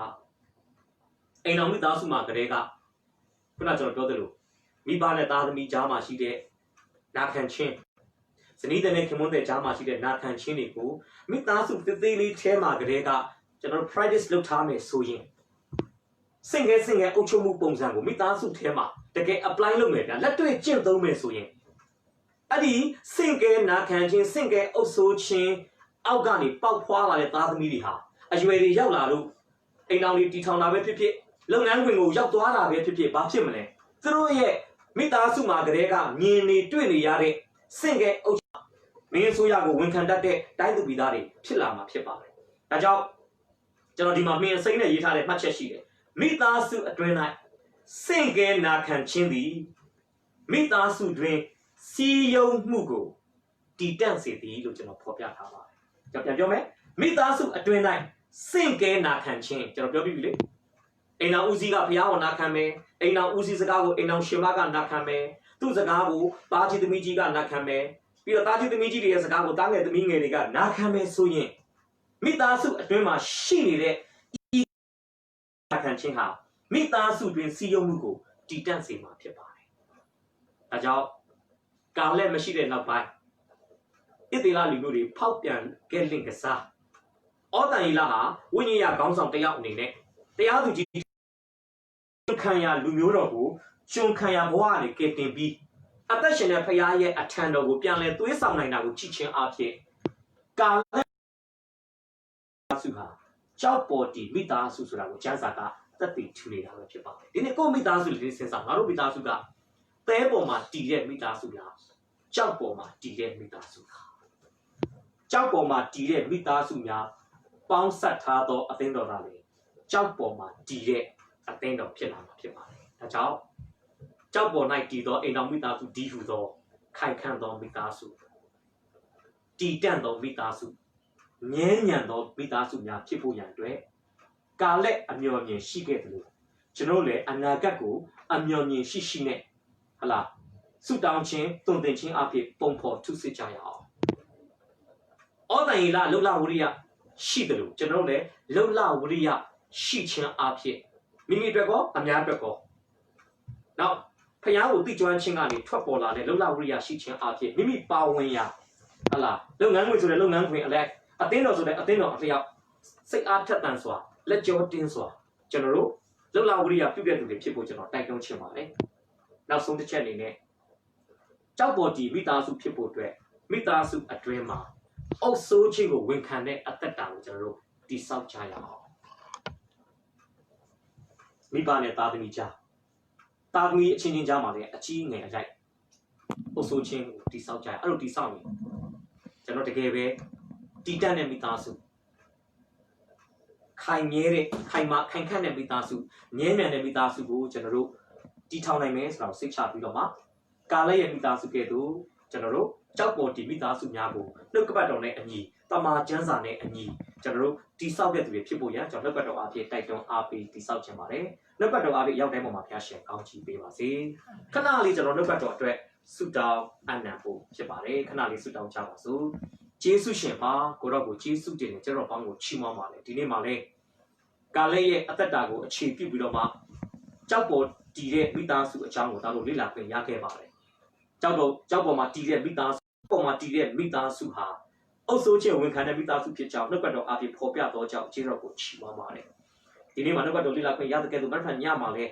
ဆရာစစိတ်ထိအားပေးသားတို့သည်ဆက်လက်ပြီးနှုတ်ကပတ်တော်များကိုခံယူမှာဖြစ်ပါတယ်အသက်တာတည်တည်မှာမတ်ဖာမှာကြားမှာနှုတ်ကပတ်တော်အားဖြင့်လေကိုရောဖျားကောင်းကြီးမင်္ဂလာဖြစ်စေမှာဖြစ်လို့ဂျေဇုတော်ကောင်းကိုချီးမွမ်းပါတယ်သားတို့ရဲ့အခြေနိုင်တက်တာများကိုလက်တော်၌ပြန်လဲစက္ကန့်အနှံ့တဲ့အခါမှာဘုရားသခင်ပြုတဲ့ဂျေဇုကြီးမားကြောင်းဝန်ခံလဲရှင်ရှုဘုရား၏တော်နာမ၌ချီးမွမ်းတဲ့အချိန်တိုင်းကိုလက်တော်၌စက္ကန့်အနှံ့ပါတယ်အဖထာဝရမြတ်စွာဘုရားရှင်အာမင်ကြောက်တိုင်းပေါ်ဘုရားရှင်ကောင်းချီးပေးပါစေ